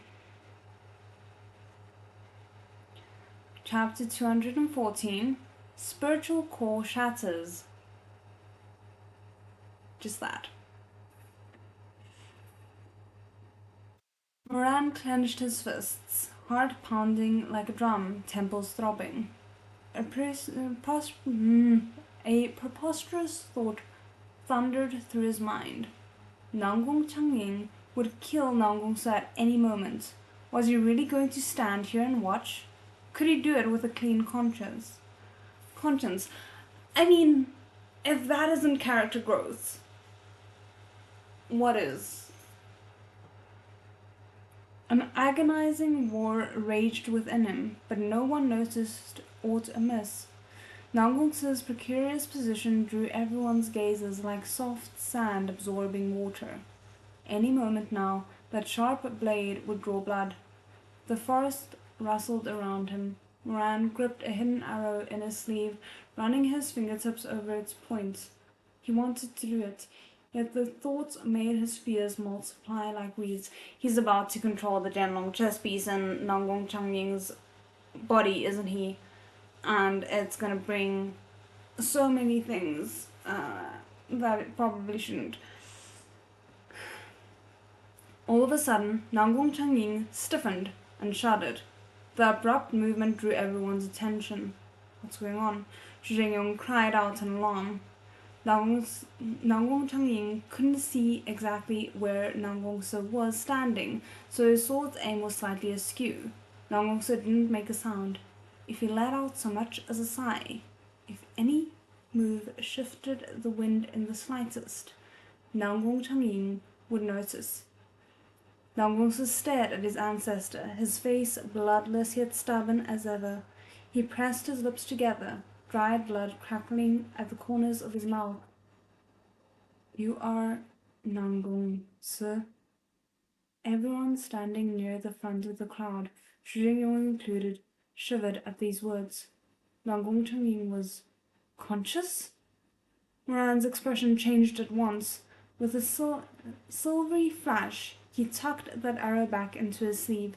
His back was soaked in sweat, his heart beating a chaotic rhythm.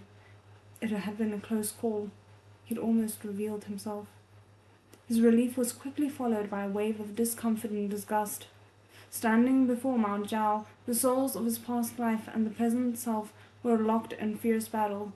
They wrestled and howled, tearing bloody gashes into one another. How long could he keep this up? Nangong Se. Seventh. Within the barrier, the sword Nangong Changying held aloft wavered. Bit by bit, Inch by precious inch, its aim shifted. Is he really conscious?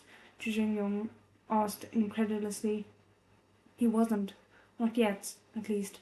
But as Moran watched, Nangong Changying was clawing back whatever awareness remained within this corpse.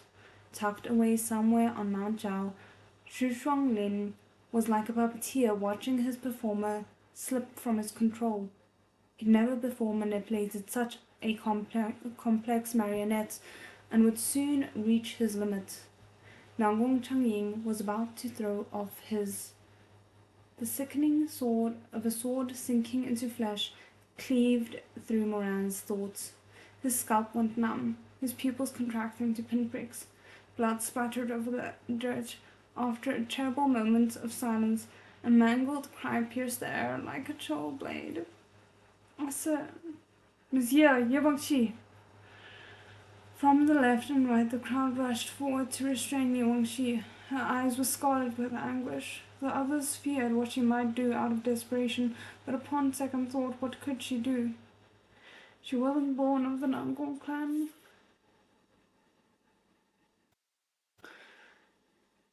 No matter how crucial she was to the family, to Mount Jao, she was an outsider. She couldn't get in.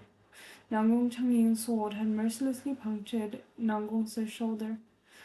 Had he his sights, the wind would right now be blowing through a gaping hole in Nangong's chest. Nangong went rigid, his lips parting as if to speak. Nangong Changying pulled out his sword with a spray of scarlet, and Nangong fell to the ground. All that came out was a great mouthful of blood. He tried and failed several times to pull himself upright before crumpling in the dirt. Who knew what Xu Shuanglin had done?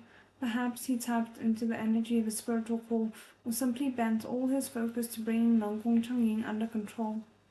Moments from recovering awareness, the corpse formed again into a murderous puppet. He hefted his sword, rivulets of blood running down the grooved blade, and dripping to the ground. Beneath the light of the moon, they spread into the patch of murky darkness. Nangong pressed himself up again to no avail. He could only absently lift his head to face his assailants. Moran's lashes trembled, his eyes fluttering shut. Why did Nangong have to show everyone this face of his?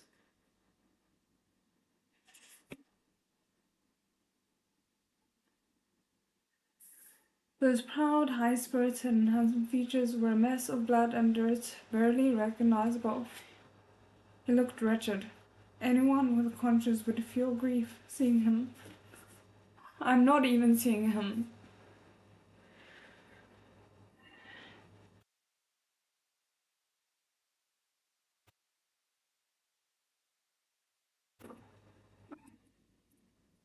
Okay, let's get the tissues out. Yeesh.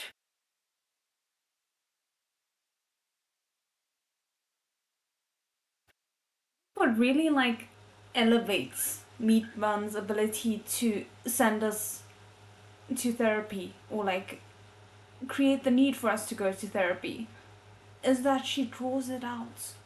It's not quick, ever, at all.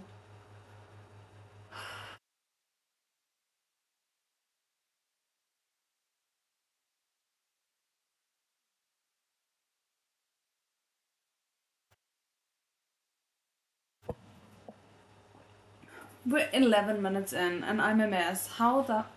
Okay.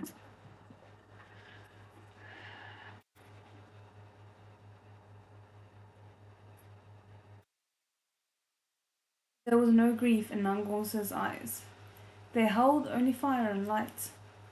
Before Nangong Changying could strike again, a snow-white streak flew towards him.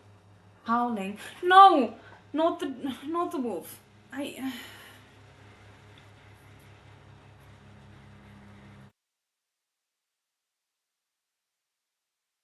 You can kill the wolf or you can kill Nangong. You can't do both. It's...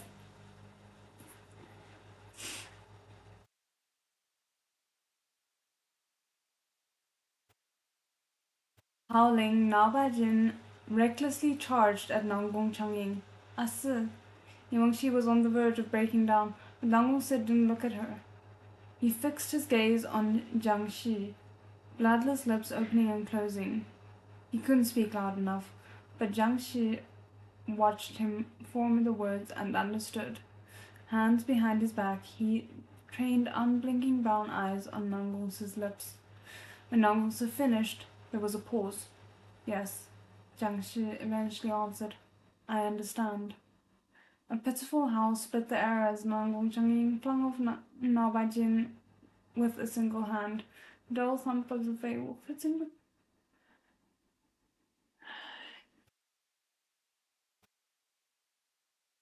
hitting the ground was much louder than the sound his master had made. His pure white bolt crashed through the grove of trees, fluttering their branches to the ground. His spiritual energy couldn't withstand such an injury. The enormous fables disappeared in a puff of white smoke, and a fluffy puppy scampered out on unsteady legs. Scarcely towards a man's hand, he clamped his teeth down on Nangong Changying's hem with all his might, still fighting in his juvenile form.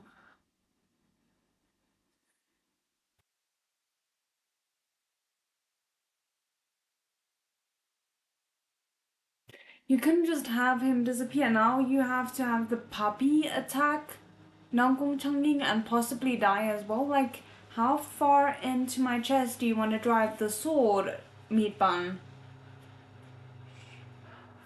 No.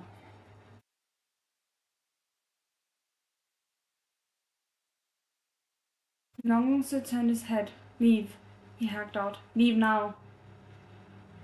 Arf, arf, arf. Naobajin could do no such thing, but the strength of his tiny jaws was nothing against Nangong Changying. He didn't bother swatting the puppy away. A twitch of his fingers set the ground shuddering. The corpses Nangong had previously bound were shoved up from the earth by Mount Jao's vines. This power was sufficient to uproot a mountain, to lay the land to waste. Nangong's eyes blazed with furious light.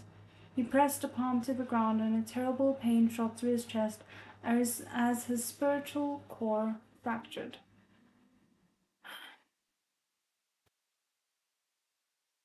See, I could never write something like this. I would be crying too much to see my screen. He offered up his spiritual core, forged over the course of 2 decades. He surrendered years of his blood, sweat, and tears. In an irrevocable, desperate last effort, he bellowed, "Bury them!" With perfect, single clarity, he felt the core that had lain within his heart for 20 years shatter. The sensation was very light, like a springtime breeze over a lake, leaving a trail of gentle ripples. It was very heavy, like a mountain rupturing, sending stones careening to earth, leaving behind naught but choking dust. Nangong felt a wave of hazy relief. So this was what it felt like to shatter one's spiritual core. It was painful, but not unbearably so. Then, it hadn't been so cruel to end when his mother... Such a cruel end when his mother died. It had lasted only an instant.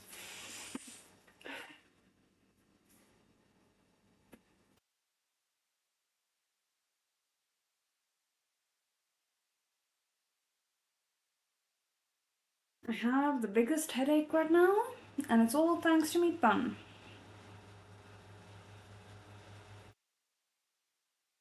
The evil dragon's soul shuddered with the power of his sacrifice. Those blood vines that had loosened coiled tightly around the corpses again. Nangong Changying jerked his chin up with a low hum of surprise. He strode over to Nangong and stopped. Nangong couldn't get to his feet, much less walk away. Without a spiritual core, he was no different from a commoner. He couldn't even summon his sword. He panted for breath, face uplifted. Reflected in his eyes was Nangong Changying, and the splendid moon behind him. Sect rounder. The ribbon over Nangong Changying's eyes flapped in the wind. He stood motionless, then twitched his fingertips again. But Mount Jao couldn't answer its first master, So soon after Nangong had sacrificed his call, the blood vines didn't heed him as they slowly tightened around the corpses and tugged them deeper into the earth. Nangong knew he was running out of time. If Nangong Changying gave a more assertive command, Mount Jao would listen to him over anyone else. This was an immutable fact. It didn't matter. Nangong didn't reject paying this price. He had given all he could. He carried no guilt in his heart. Outside the barrier, Moran clenched his jaw, fiddling once again with his hidden arrow. The planes of his face were taut with strain, his hands trembling within his sleeves. But then Nangong said, Sect Founder, I'm sorry, I still haven't managed to accomplish anything. Can you stop saying that about yourself, please? His ancestor lifted his sword once more, and Nangong fought the urge to close his eyes. Yet in the moment he expected the blow to fall, Nangong Changying's head swiveled around. With much difficulty, the sect founder ground out a question. Your name is Nangong Se? Nangong Se froze. Sect founder? You're conscious? Can you understand me? His last question was too soft for Moran to hear, but everyone could see Nangong Changying had stalled. His lips moved stiffly. He was clearly talking to Nangong Se. You shouldn't be fighting. You. As he held his sword aloft, a halting stream of words issued from his mouth. I still have my memories of the past. Before I died, I worried the future would bring unexpected changes. He had just recovered his mind, and his speech was coarse and garbled, but I never thought a day like this would come. Nangong Changying paused. Nangong Se, in a moment. After I speak the incantation, you must take my bow. Bow? What bow?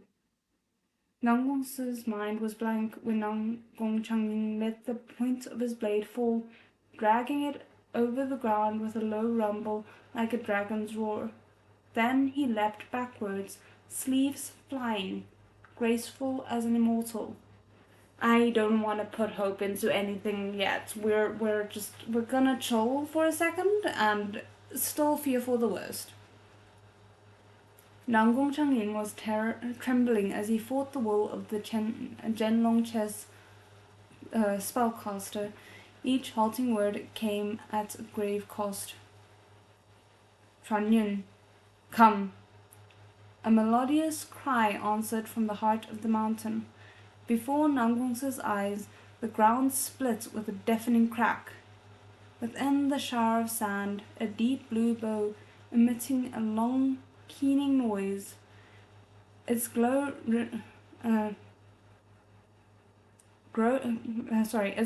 relieving the boundless dark of the night. Okay, but can he use it considering he just shattered his spiritual core? That's what's tripping me up right now. Jaws dropped open across the crowd. Even Chuaning, for all his solemnity, paled at the sight. This was the holy weapon legend said had been buried with Rufeng Sect's founder, Chuangyun. Quick, take it! Nangong Changying rasped. His hands shook violently. Threads of invisible spider silk seemed to tug him towards his holy weapon, yet he did all his power to resist. Chuangyun's arrows can incinerate any body of flesh and blood. Burn it. On some level, Nangong already understood what Nangong Changying was asking, but the idea was too shocking. He croaked in disbelief. Burn what? Me! Nangong Changying roared. But sect founder, Nangong sir, please, I understand your reverency for this dude, but he is literally giving up all his willpower in order to communicate this information to you. Focus.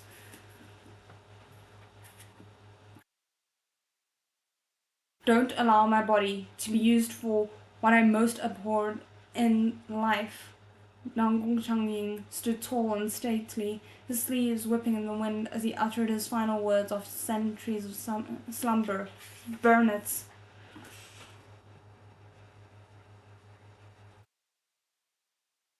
As much as I hate what Nangong Changying did to Nangong Sir, I'm kinda stunning this man. Like, you gotta admire him. Just a little bit at least. Okay, just give me a second to recover. Like, what was that? It was so much.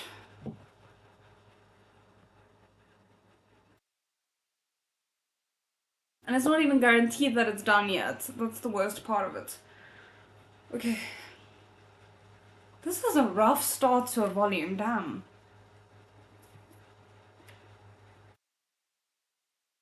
Okay. Chapter 215, page 59. Burning the corpse. Let's hope it's the corpse that we want to burn and not another one. Countless heroes had come and gone throughout the history of the cultivation realm, but only 10 were memorialized as those of true eminence. Nangong Changying was one of them. In his past life, Moran had found this. I have no idea how to pronounce this word. Execrable? He had crushed Rufeng's 72 cities with his little finger, only to find their ethereal pavilions crawling with vermin who screamed in pain and begged for mercy before the blades even cleaved towards their throats. Yuangshi herself had said it in the past life, just before her death. All the gleaming cities of Rufeng, and not one real man to be found. Damn, that's kind of vicious. Back then, Moran had considered Rufeng sect no more than a handful of loose sand, and Nangong Changying, merely the man who had gathered it up. What was so special about him? In a single bloody instant, Moran had razed Rufeng's century-old towers to the ground. Their steps and courtyards were strewn with corpses, innards picked by crows. Thank you for that visual. Tashin Jin had made his way up the steps, face devoid of emotion, and pushed open the door to the Hall of Sages. Black cloak trailing behind him, he stalked down the corridor lined with portraits of Rufeng's sect leaders and elders throughout the ages, and came to a stop at the end of the hall. There he looked up. His expression was unreadable beneath the hood of his cloak. Only the set of his pale jaw, cold and combative, was visible within its depth. He tilted his face upward, scrutinizing the statue that was larger than life. He beheld the figure of a young cultivator in flowing robes, carved from white spiritual jade, riding the wind with bow in hand. The sculptor's work spared no detail. The eyes were inlaid with iridescent gems, the robes shimmering with the dusting of finely ground crystals. From the flower lattice of the window above the statue, the blood-red dawn shone in the room, giving the statue a look of an immortal bathed in the glow of the highest heavens. That's a visual, damn! Under his hood, that shadowy half of Tashin Jin's face split into a smile. White teeth flashed, and his dimples creased sweetly as he straightened his robes and brought his hands together in greeting. Handsome features turned toward the light. He said pleasantly, "An honor to finally meet you, Nangong Changying." The statue, of course, didn't answer, but those glimmering crystal eyes seemed to fix upon its visitor. Tashin Jin was deeply bored. He didn't mind carrying on this one-sided conversation. "My name is Mo Wei. So glad I got the chance to visit you today. You're pretty impressive, Nangong Changying." He prattled on cheerfully, a living man spouting deranged nonsense at a stone statue. "I saw your great-great-great-great-greats." He counted on his fingers and sighed. "Too many to count. I saw a bunch of your nephews and your sect's disciples from who knows how many generations after you.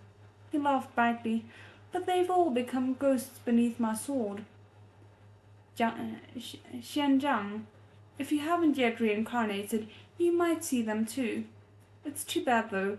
I didn't see your great-great-great-great-great-great-grandson. He fled like a coward before I captured the city. I don't know if he's dead or alive. Sorry. He chatted with the statue a while longer before saying, "Oh yeah, I heard you used to be the great hero back in your day, Nangong Xianzhang. People who'd pledge their undying loyalty to you wherever you went. Some of your fans even called you their emperor." He grinned. "Were you as mighty as I am?" "Honestly, everything I said earlier was just rubbish. I only came to ask you one question. Nangong Xianzhang, why didn't you take the throne back then?" Interesting question. He paused, then took a few more paces forward, his gaze falling on a plaque behind the statue. It was too large to miss, but he had deliberately averted his eyes until now. Nangong Changying had carved the plaque with his sword at the age of 96. Damn. Okay. It had originally been simple and unadorned stone, but his heirs had later traced the characters in eye-catching gold. Moran stared at it for some time. "Oh, I get it," he said with a smile. "As a gentleman of Rufeng sect, I mustn't indulge in greed, resentment, deception, slaughter, obscenity, plunder, or conquest." You got it, Moran, you got it.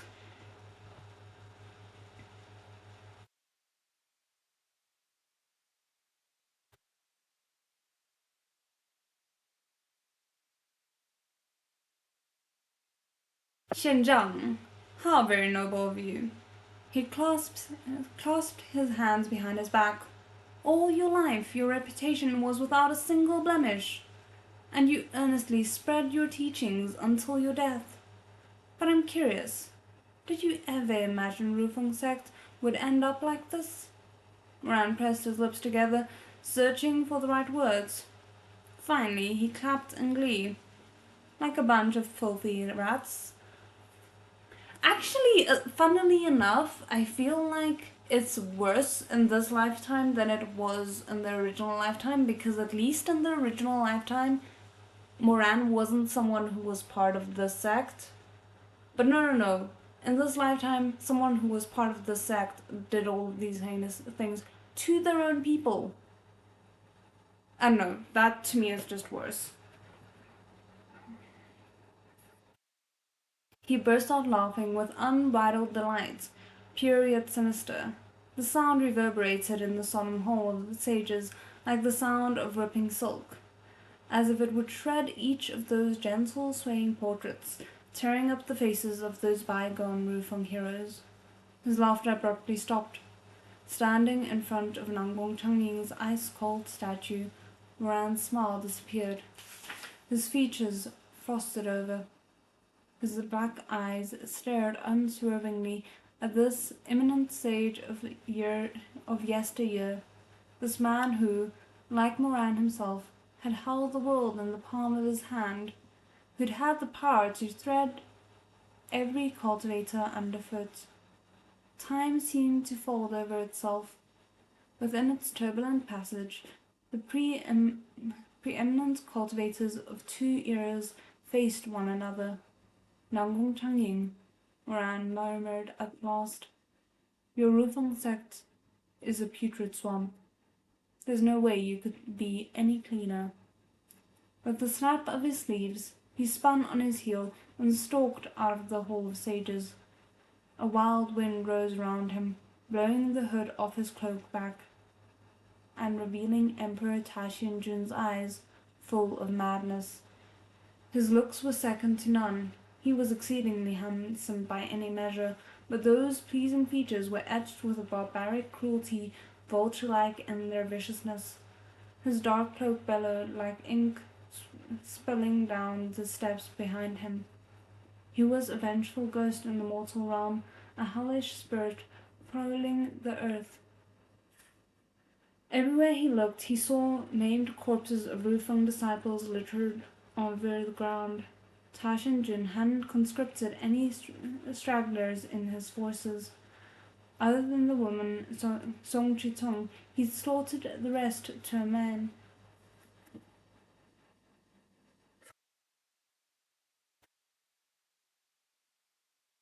You know, we knew he was horrible, but sometimes it just kind of smacks you in the face again.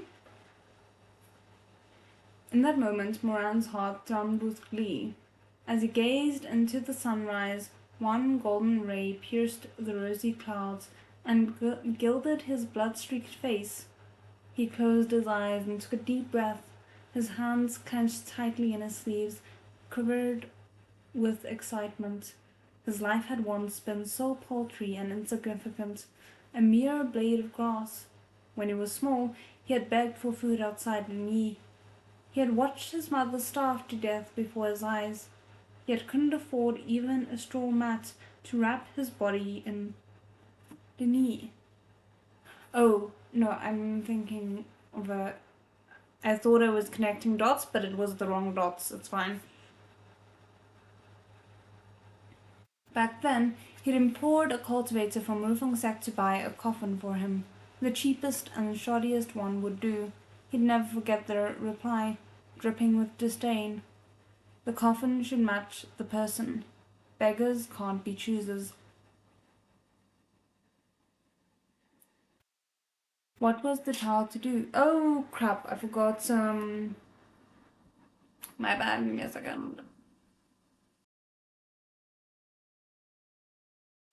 Sorry about that, I forgot to replace my battery, so let me just quickly do that.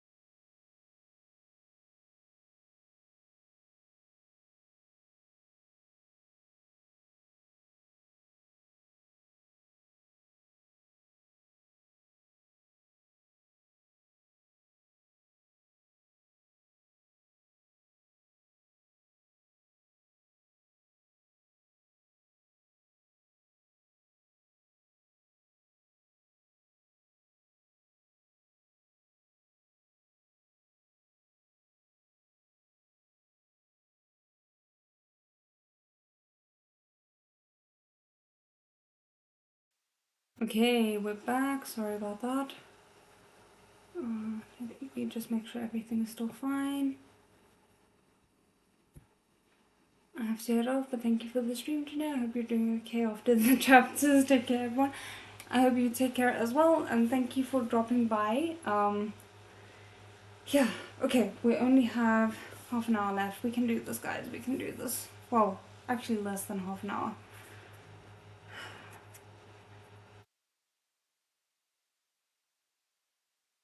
What was the child to do? He had intended to bury his mother in Linyi, but the city's regulations were strict. The nearest mass burial ground was outside Dai City. He would need to cross 2 hills to reach it. He dragged his mother's body the whole way. He had received stares of disgust, scorn, astonishment, and pity, but no one offered their help. Moran had walked for a fortnight, a tiny child dragging a woman's corpse of 14 whole days. For 14 whole days, damn. Not one person was willing to aid him. He'd knelt by the roadside and begged everyone, gentry, stable boys, farmers, please, he'd said, give him and his mom a ride. But who would lift a stranger's fetid corpse onto their cart? As the days wore on, he stopped asking. He gritted his teeth and pulled his mother behind him step by step. Her corpse stiffened, then grew soft. rotting and putrefying, and he had to see all of that. Passerbys gave them a wide berth, covering their noses and scurrying away. On the 14th day, he reached the burial grounds. The scent of the living was no longer on him. The reek of death had permeated even his bones. He had no shovel, so he dug a shallow trench in the graveyard with his bare hands. It was all he had the strength for. The boy dragged his mother's corpse, unrecognizably decayed, into that trench. Then he sat down next to it in a daze. Many minutes later he said tonelessly, "Mom, it's time for me to bury you." He scooped up a handful of dirt and sprinkled it onto her chest. Yet the single handful was finally too much. He started to sob. How strange. He thought his tears had run dry long ago. Damn, they just went from one heavy thing to another without even batting an eyelash. Never mind the entire eye. Okay. No. Once I bury you, I won't be able to see you anymore, he wailed, clambering into the trench, throwing himself onto that festering corpse. When he finally managed to calm down, he busied himself with the dirt again, but some mysterious lacrimal scent seemed to rise from the earth. He dissolved into tears once more. Why did you end up like this? I couldn't even get a straw mat. Why? Mom, Mama. He nuzzled her, rubbing his small cheek against her body. He didn't think she was dirty or stinking. He didn't care that she was dead, that her skin had rotted, that she was oozing pus and blood, that she was crawling with maggots. He sobbed into her bosom, each cry raw and desperate, ripped from his throat. The burial grounds echoed with his raspy, confused wails. At times they sounded human, at others they sounded like the howls of an orphaned pup. Mom. Someone. Anyone. Help. Come and bury me too. Please, bury me too. In the blink of an eye, 2 decades had passed. Moran returned to Ligny. He stood atop Rufang's most exquisite edifices. He stood before the mountain of corpses and a sea of blood. The tiny pup reeked of death The tiny pup reeking of death was sleek and grown, bearing a mouthful of fangs. When he opened his eyes again, they flashed with a menacing light. As he stood here today, who would dare to tell him beggars can't be choosers? How absurd. He could choose. He could have whatever he wanted. He would make all of them, all the inhabitants of the mortal realm, kneel before him. They would knock their heads against the ground and present to him any trifle he demanded. He would tread every cultivator underfoot and rule all under the sun. He had entered the Hall of Sages and looked upon Nangong Changying. He was more certain than ever of his desire and ambition. Yes, he would grind them into dirt. He would rule the world from on high. He would hold this world in the palm of his hand. He would have all on earth in his grasp. Never again would he be that child sobbing over a corpse.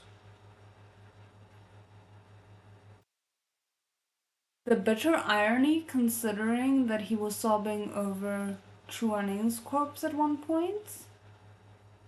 Well, okay, maybe sobbing is not the right word, but he definitely was grieving Chuaning's death even in this life.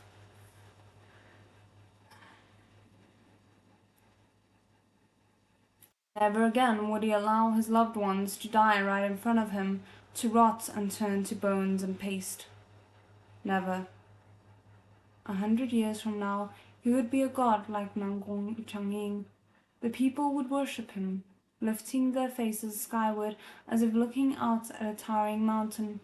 His form, too, would be carved of white jade, his words etched in gold. No, he'd be more than Nangong Changying. Better. His Shizun peak would outshine Rufeng sect, and he, the first ruler of the cultivation world, would garner far more praise and adulation than this weak-minded hypocrite Nangong Changying. He'd never believed Nangong Changying had no crimes to his name. How could the freak who had founded Rufeng's sect, of all things, possibly be righteous and faultless gentleman? And his maxim, as a gentleman of Rufeng's sect, I mustn't indulge in greed, resentment, deception, slaughter, obscenity, plunder, or conquest. What was so great about that? Anyone could learn to speak pretty words. Before his death, surely he, Mo Wei, could find someone to spit out some ingenuous sayings worthy of the same breathless commendation.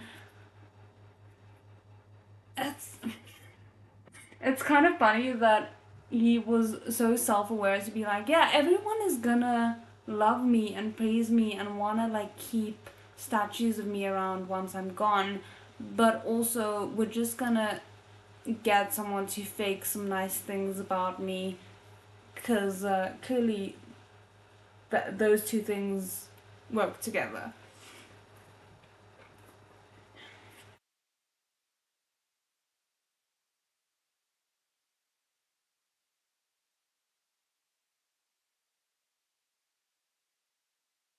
Some bootlicker to pen the scrolls of history to his liking, to expunge all the darkness from his past.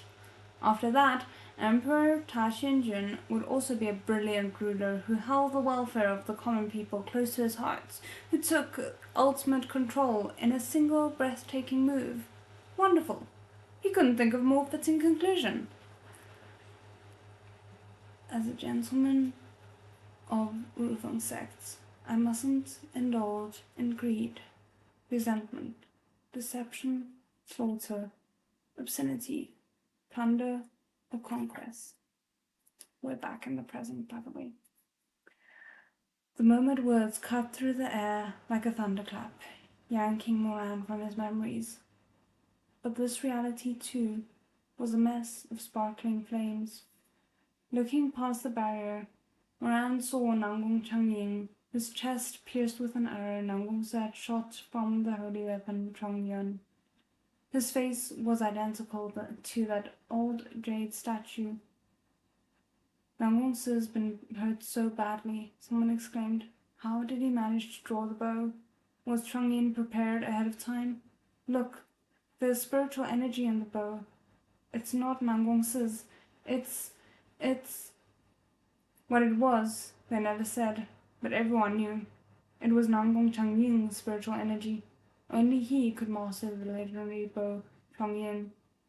Its arrow was imbued with the last thread of spiritual energy Nangong Chongyun had left on this earth. In an instant, flames blazed across Nangong Chongyun's chest. The inferno spread from where the arrow had landed next to his heart and rapidly swallowed his entire body. But a corpse felt no pain. Within those flames, his figure stood tall and proud, and his face was calm and composed, even peaceful. Zhu Jingyong muttered beside Moran. He predicted this. He knew something like this would happen one day. No, he couldn't possibly have known. It was a coincidence, nothing more. Moran trembled, pupils shrunk to pinpricks. It had to be a coincidence. Are we sure about that? But could he really convince himself of this? Nangong Changying had thrown off the control of the Jianlong chess. He had severed his own meridians. He had ordered Chongyun not to be buried with him, and there was the matter of the arrow imbued with his spiritual energy. All these painstaking details. This was not the work of blind chance. Moran took a few stumbling steps backward. He had thought they were the same. He thought all the world's legendary heroes merely possessed a pair of hands strong enough to blot out the light of truth. They had wiped away the trail of blood left behind in life, and struggled on a set of spotless burial clothes, presenting to prosperity a pristine reputation. Thought Nangong Changying was no different from the Rufeng sect Moran had witnessed. A hollowed-out exterior, a beast wearing a human mask. Had he been wrong? Moran looked at Nangong Changying, consumed by the licking flames. Centuries ago, this cultivator had been like him, possessed of astonishing spiritual energy and fathomless talent. Had he gotten it wrong? One's crimes were impossible to cover completely, no matter how grandiose the historical accounts. Some blemishes would prove impossible to wipe clean, some gaps too deep to fill. Nangong Changying's legacy was one of great benevolence. He was known for neither seizing power nor ascending to immortality when both were within his reach. Moran had assumed this tale was a fiction invented by a man at the height of his power. Had he gotten it wrong? The truth could never stay buried. Just as the long winter's snow would eventually melt away, endless expanses of white receding to expose the craggy landscape beneath, the truth would emerge, laying bare the filthy dirt of past misdeeds and exposing their perpetrators, hissing and screeching to the naked light of day. Had he? Moran slowly shook his head, staring at Nangong Changying. He now looked straight ahead. His eyes were hidden behind the dragon-embroidered ribbon. No one could see what emotion lay within, least of all Moran. He couldn't be sure, but to him, Nangong Changying looked as if he was smiling. His eyes creased with laughter beneath the ribbon. Those traces of mirth were undaunted by the flames, impossible to extinguish. He stood steadily in the center of the inferno, surrounded by a blazing light. Even a man like him wished for a moment of self-indulgence, to leave his broken body to rest among the green mountains and blue cypresses, among the heroes who came after him. After all, the mortal realm was lovely. Who would want to leave it? But leave he must, and thus he had made a plan long ago. He had severed his meridians and hidden his bow so no one could exploit his remains for evil. This world was so beautiful. The colors of its flowers was enough. There was no need for the red of spilled blood. I thought I couldn't stand this man anymore. We just met him, but sure.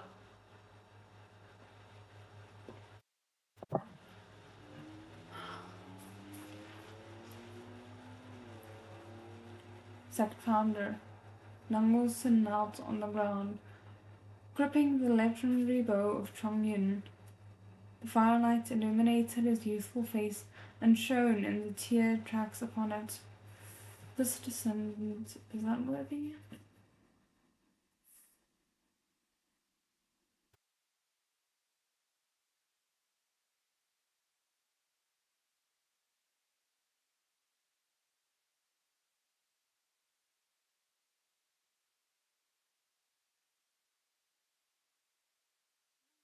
Nangong really needs to get over this feeling of unworthiness because he is the most worthy, and I think Nangong Changying would agree.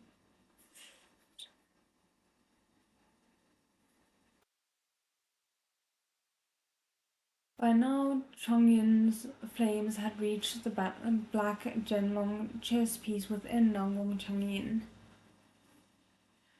Hardly anything of him remained. His outline grew ever fainter within the fire. Finally, his own master, Nangong Changying, addressed Nangong Se. How long has it been since the founding of Rufeng sect? His body was but an empty shell. His soul's long departed. Very little of his memories or awareness remained. He could only ask this one simple question. Nangong said didn't dare hesitate. It's been 421 years since Wufeng sect was founded, he said thickly.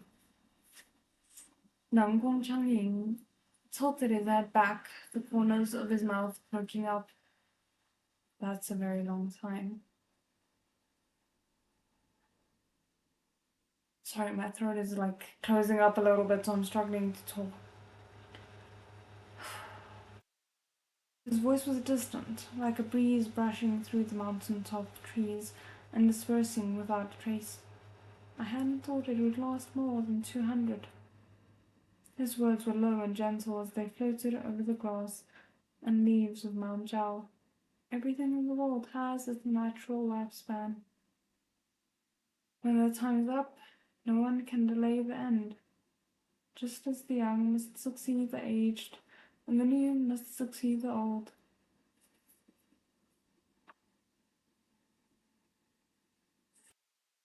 Sorry, I just had a thought.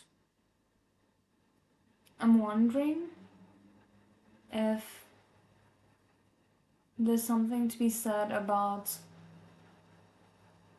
as much as there is obviously someone pulling the strings behind Xu Shuanglin's discovery of the Zhenlong chess formation and all the events that came after it, I wonder if it is also a little bit of a thing of you can't change destiny, that kind of thing, which is concerning because obviously I want Moran and Chuaning to live to a ripe old age, but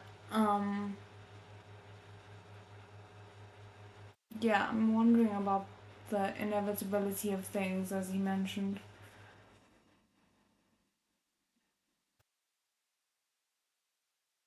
It's long enough, anything will wear out and get dirty. It's a good thing if someone can let it go, throw it over. Don't blame yourself, sire.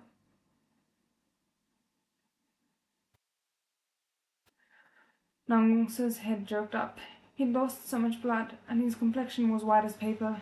Sect founder, he cried, voice shaking. The legacy of Wufeng sect isn't determined by how long the sect stands, or how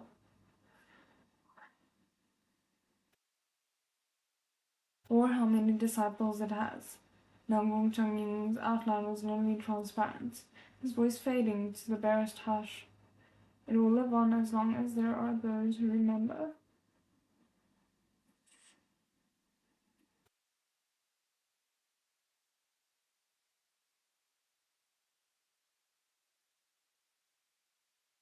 Can't even finish the frickin' paragraph.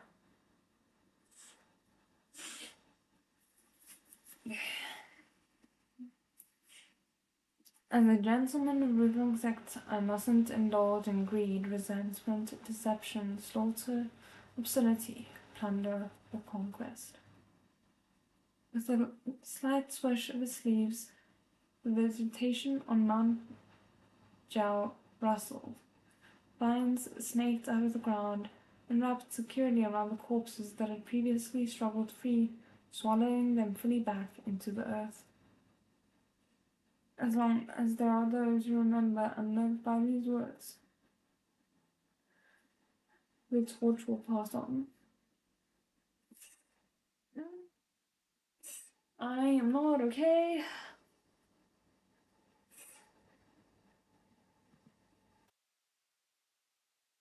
Okay.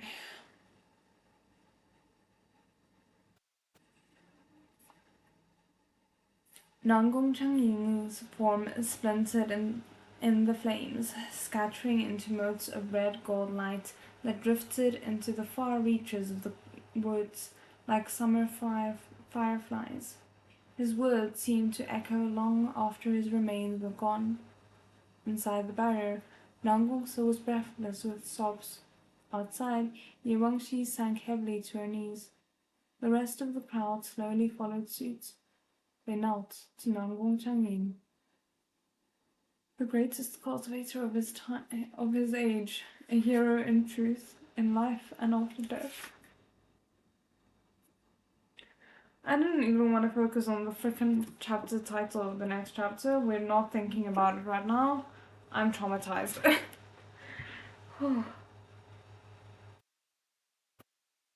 Give me another tissue.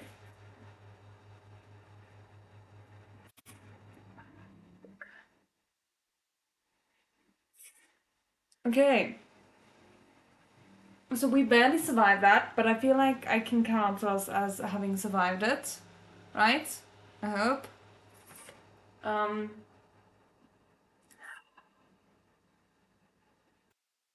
We'll see how the next session treats us, and we'll determine then if it's really wise to be doing 3 hours of this, because this has been quite a torture. Like, it's great, we love it, like, good thing that we can still feel emotions and all that, but that was rough. So yeah, I just want to see, we are currently on page 72, and I know obviously they don't generally actually start on page 1, but I feel like we did pretty well. So it started on page 11. 72, so that is 61 pages, which pretty good. I'm happy with that. I originally mentioned in the Disabled Times Beloved Pet Fish reactions or read-alongs that I was thinking of moving these to Monday, but I will let you guys know closer to that time how things are working out, because Justice in the Dark is starting, episode 9 and so on Friday, I think. Yeah, on Friday. So I just want to see how things pan out with that, and then I'll be shifting my entire schedule around and probably putting a new schedule up on the community tab, so you can double check there. Let's say on Monday it should be up. So yeah, thank you guys so much for joining again. I am sorry that I cried so much. I hope you could still understand what I was saying throughout all of that, and I will see you guys again next week. 再见。